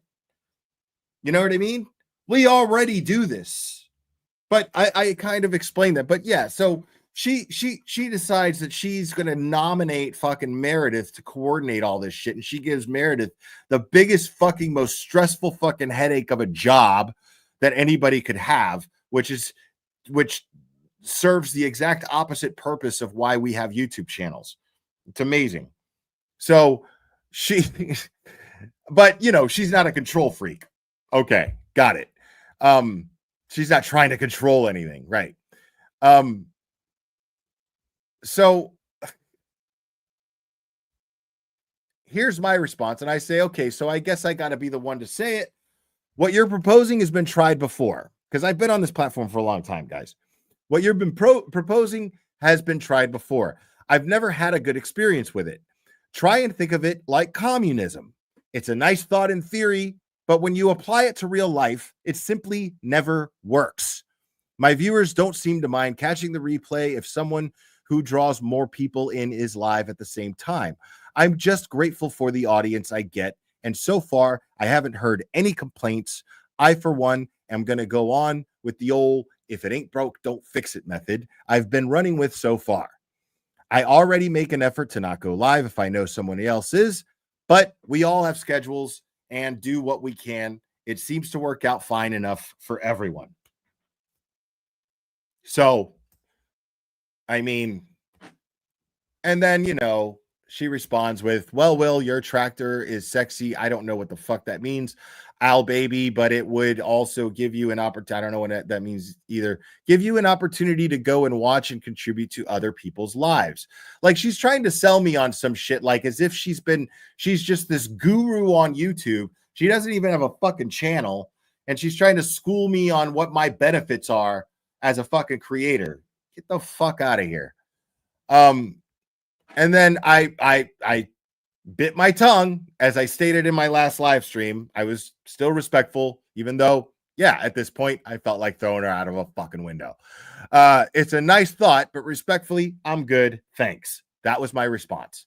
And she said, and I respect your opinion, and we all I'm trying to do is get more information out where people don't have to choose who they're going to watch. You don't have to choose who you're going to watch. Okay. Like, again, let me make that very easy for any of you who might be struggling with the same things that Reality Check is struggling with. And I find her name very ironic since I'm giving her a reality check. If you guys have this issue, I am not going to be hurt or offended whatsoever if you want to catch another creator and catch the replay. It's totally cool. It's totally cool. I promise you. I'm not going to be hurt. I'm not going to be upset. I'm not going to feel like I was second choice. That comes with the territory. When you are a YouTube creator, you're not going to be everyone's number one favorite. That's okay. I'm just grateful that you guys give a fuck enough to watch, whether it's live or whether it's a replay. I'm just grateful for that. So please never, ever feel like you are being put in the middle of something by me. I don't ever want you to feel that way. Okay. It's absolutely perfectly okay with me if you would rather watch someone else live while I'm live. It's happened many times where I have maybe 100 or 200 people watching, as opposed to the 1,800 I have watching right now just on YouTube. You know what I mean? Like, it's totally okay. And I'll even direct you. Like, as soon as this is over in just a few minutes, Melanie Little is going to be going live, and she's going to be discussing almost exactly what I discussed at the beginning of this live. She's just going to be able to give it to you from an attorney's perspective. And I highly recommend that you go get that perspective from an attorney. Absolutely. You guys log on because you guys like to hear my thoughts on these things, my very layman and uneducated thoughts on these things. And I'm grateful for that. And that's it. You know, you what you see is what you get. And again, I'm going to be listening to Melanie Little here and there. I mean, I have other things I got to do, but I'm going to be in and out of that chat, and I'm going to be listening. And it's because I'm very interested to hear an attorney's perspective on what I just went over. I'm very interested in hearing another creator who I very much respect and enjoy collaborating with, and hearing her thoughts on this. Whether she's an attorney or not, she's still a very insightful person. And I'm still interested in hearing what she has to say about this case, as I am interested in hearing what many other people have to say about this case. Turtle Boy, many others. Mazza, I'm very interested in hearing what everyone's perspective is, because we all have our own personalities. And it's nice. But it's not about, it's not a competition for me. And it's not about worrying about, would you rather watch me than watch them? I don't give a fuck. I don't need to hear, I don't need to be ranked. Okay. So I hope you guys understand that. And I think you already do. I think you already know that about me. And then she goes on, you can read my other responses. If you had no intention of causing me embarrassment, you never would have let it come out of your mouth. But notice a lot of viewers agreed with me, even though that wasn't my intention. My intention was to own my shit. Again, I never said her name. This was her just deciding, I guess I'm not getting enough attention, so I'm going to blast all over Twitter. I'm the one that the glare wants to throw out of a window. And thank you so much, Bino from Ireland. Bino from Ireland. Thank you so much. I appreciate it.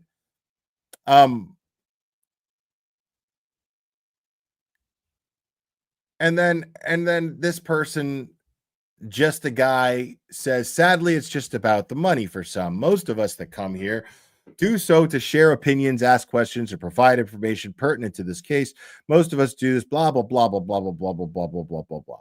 Okay, and then this guy proposes this ridiculous. If you don't believe me, hear me out, and I'll prove it very easily. I'm challenging any of the grifters, Turtle Boy, LTL, Glarer, and others that profit off of the Karen Reed movement to demonetize their accounts. Whatever platforms you're using to make your money, cancel out that revenue stream, blah, blah, blah, blah, blah. So he's basically saying, to prove that you're not in this for the money, then demonetize your channels. No. I'll tell you right now, no. I've been doing this for a long time, and I've been working hard. I've been doing this, and I've been doing it consistently for a long time. And I've been building my channel. And I went to a place. I came from a place on YouTube where I didn't make any money. I was fine with not making any money. And if my channel were to get demonetized today, I would still continue to do this. But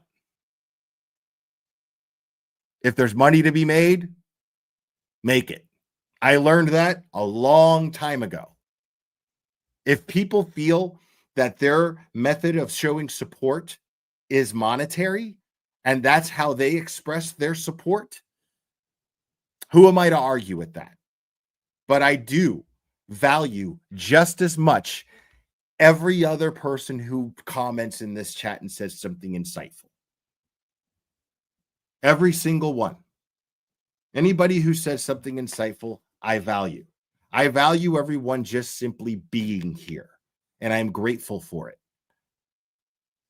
But some people feel that showing monetary support is their way of expressing gratitude for what I'm doing up here. And I had to learn that. I had to own that. Is that I actually do inspire people. I wasn't used to that thought. I actually do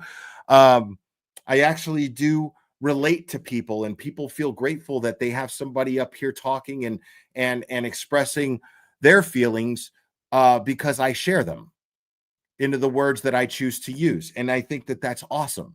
And that's something that I used to very minimize, because again, I'm just up here talking and sharing my genuine feelings. But a lot of people feel like that's worth supporting monetarily. And for that, I'm also very grateful. It's just comes with the territory of being a YouTuber here. So again, this is somebody who's sitting here acting like me sitting up here, or Turtle Boy, or anybody else, any other creators that are accepting donations for support for their channel is somehow minimizes their passion, for their genuine passion for what we're talking about. No, the way that I see it is, I feel blessed that I can actually gain monetarily doing something that I'm passionate about. I'm grateful for it. And so therefore, we get this cycle of exchange that we all seem to be happy with. A cycle of exchange. I feel passionate. You guys feel passionate. You make me feel passionate. You inspire me to be passionate. I inspire you to be passionate. And round we go. And I love it. It's the greatest thing that I've ever been a part of.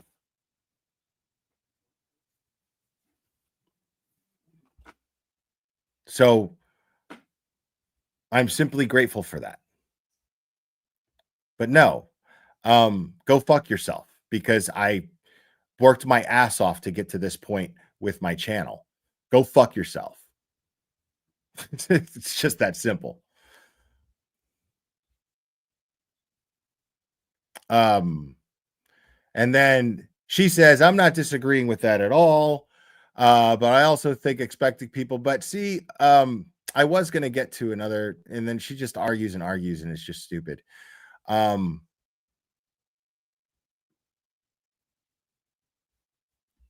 But yeah, this is very indicative to Sean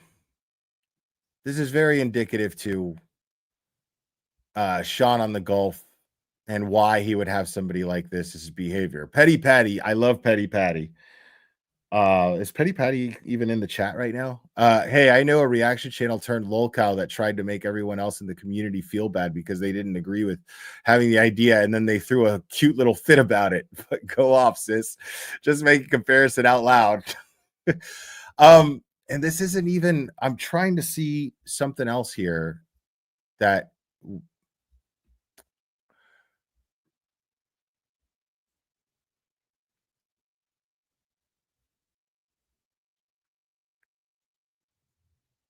And Young Jerks chimed in here too, saying, yeah, don't tell people what to fucking do with their channels. He says, well, I 100% support the glare on this.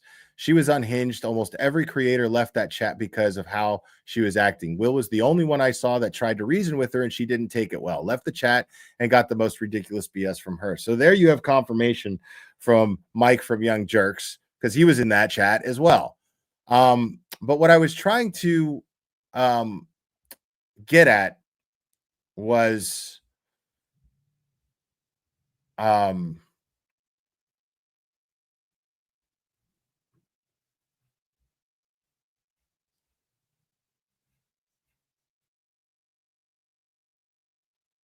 hold on. Let me see if I can pull it up, because if I can't, then I'll just send you guys over to Melanie Little's chat, because she should be starting anytime if she has not already.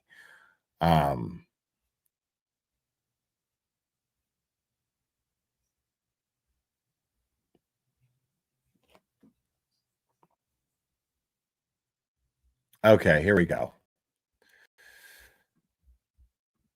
So she made this argument here.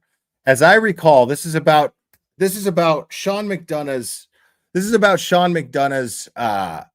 prediction or his source, and that, you know, mind-blowing, earth-shattering information that Michael Proctor has been fired, right? So she's defending him here, and she says, as I recall, this is my profile on my post. Sean doesn't really need to redeem himself to any of you. He has sources that he's had for years. He doesn't rely on MSP to spout lies or wait for the MSP to report it. Okay? So listen to that real quick. This is my profile on my blah, blah, blah, blah. She's throwing a fit, but she says he has sources that he's had for years. He doesn't rely on MSP. So, right.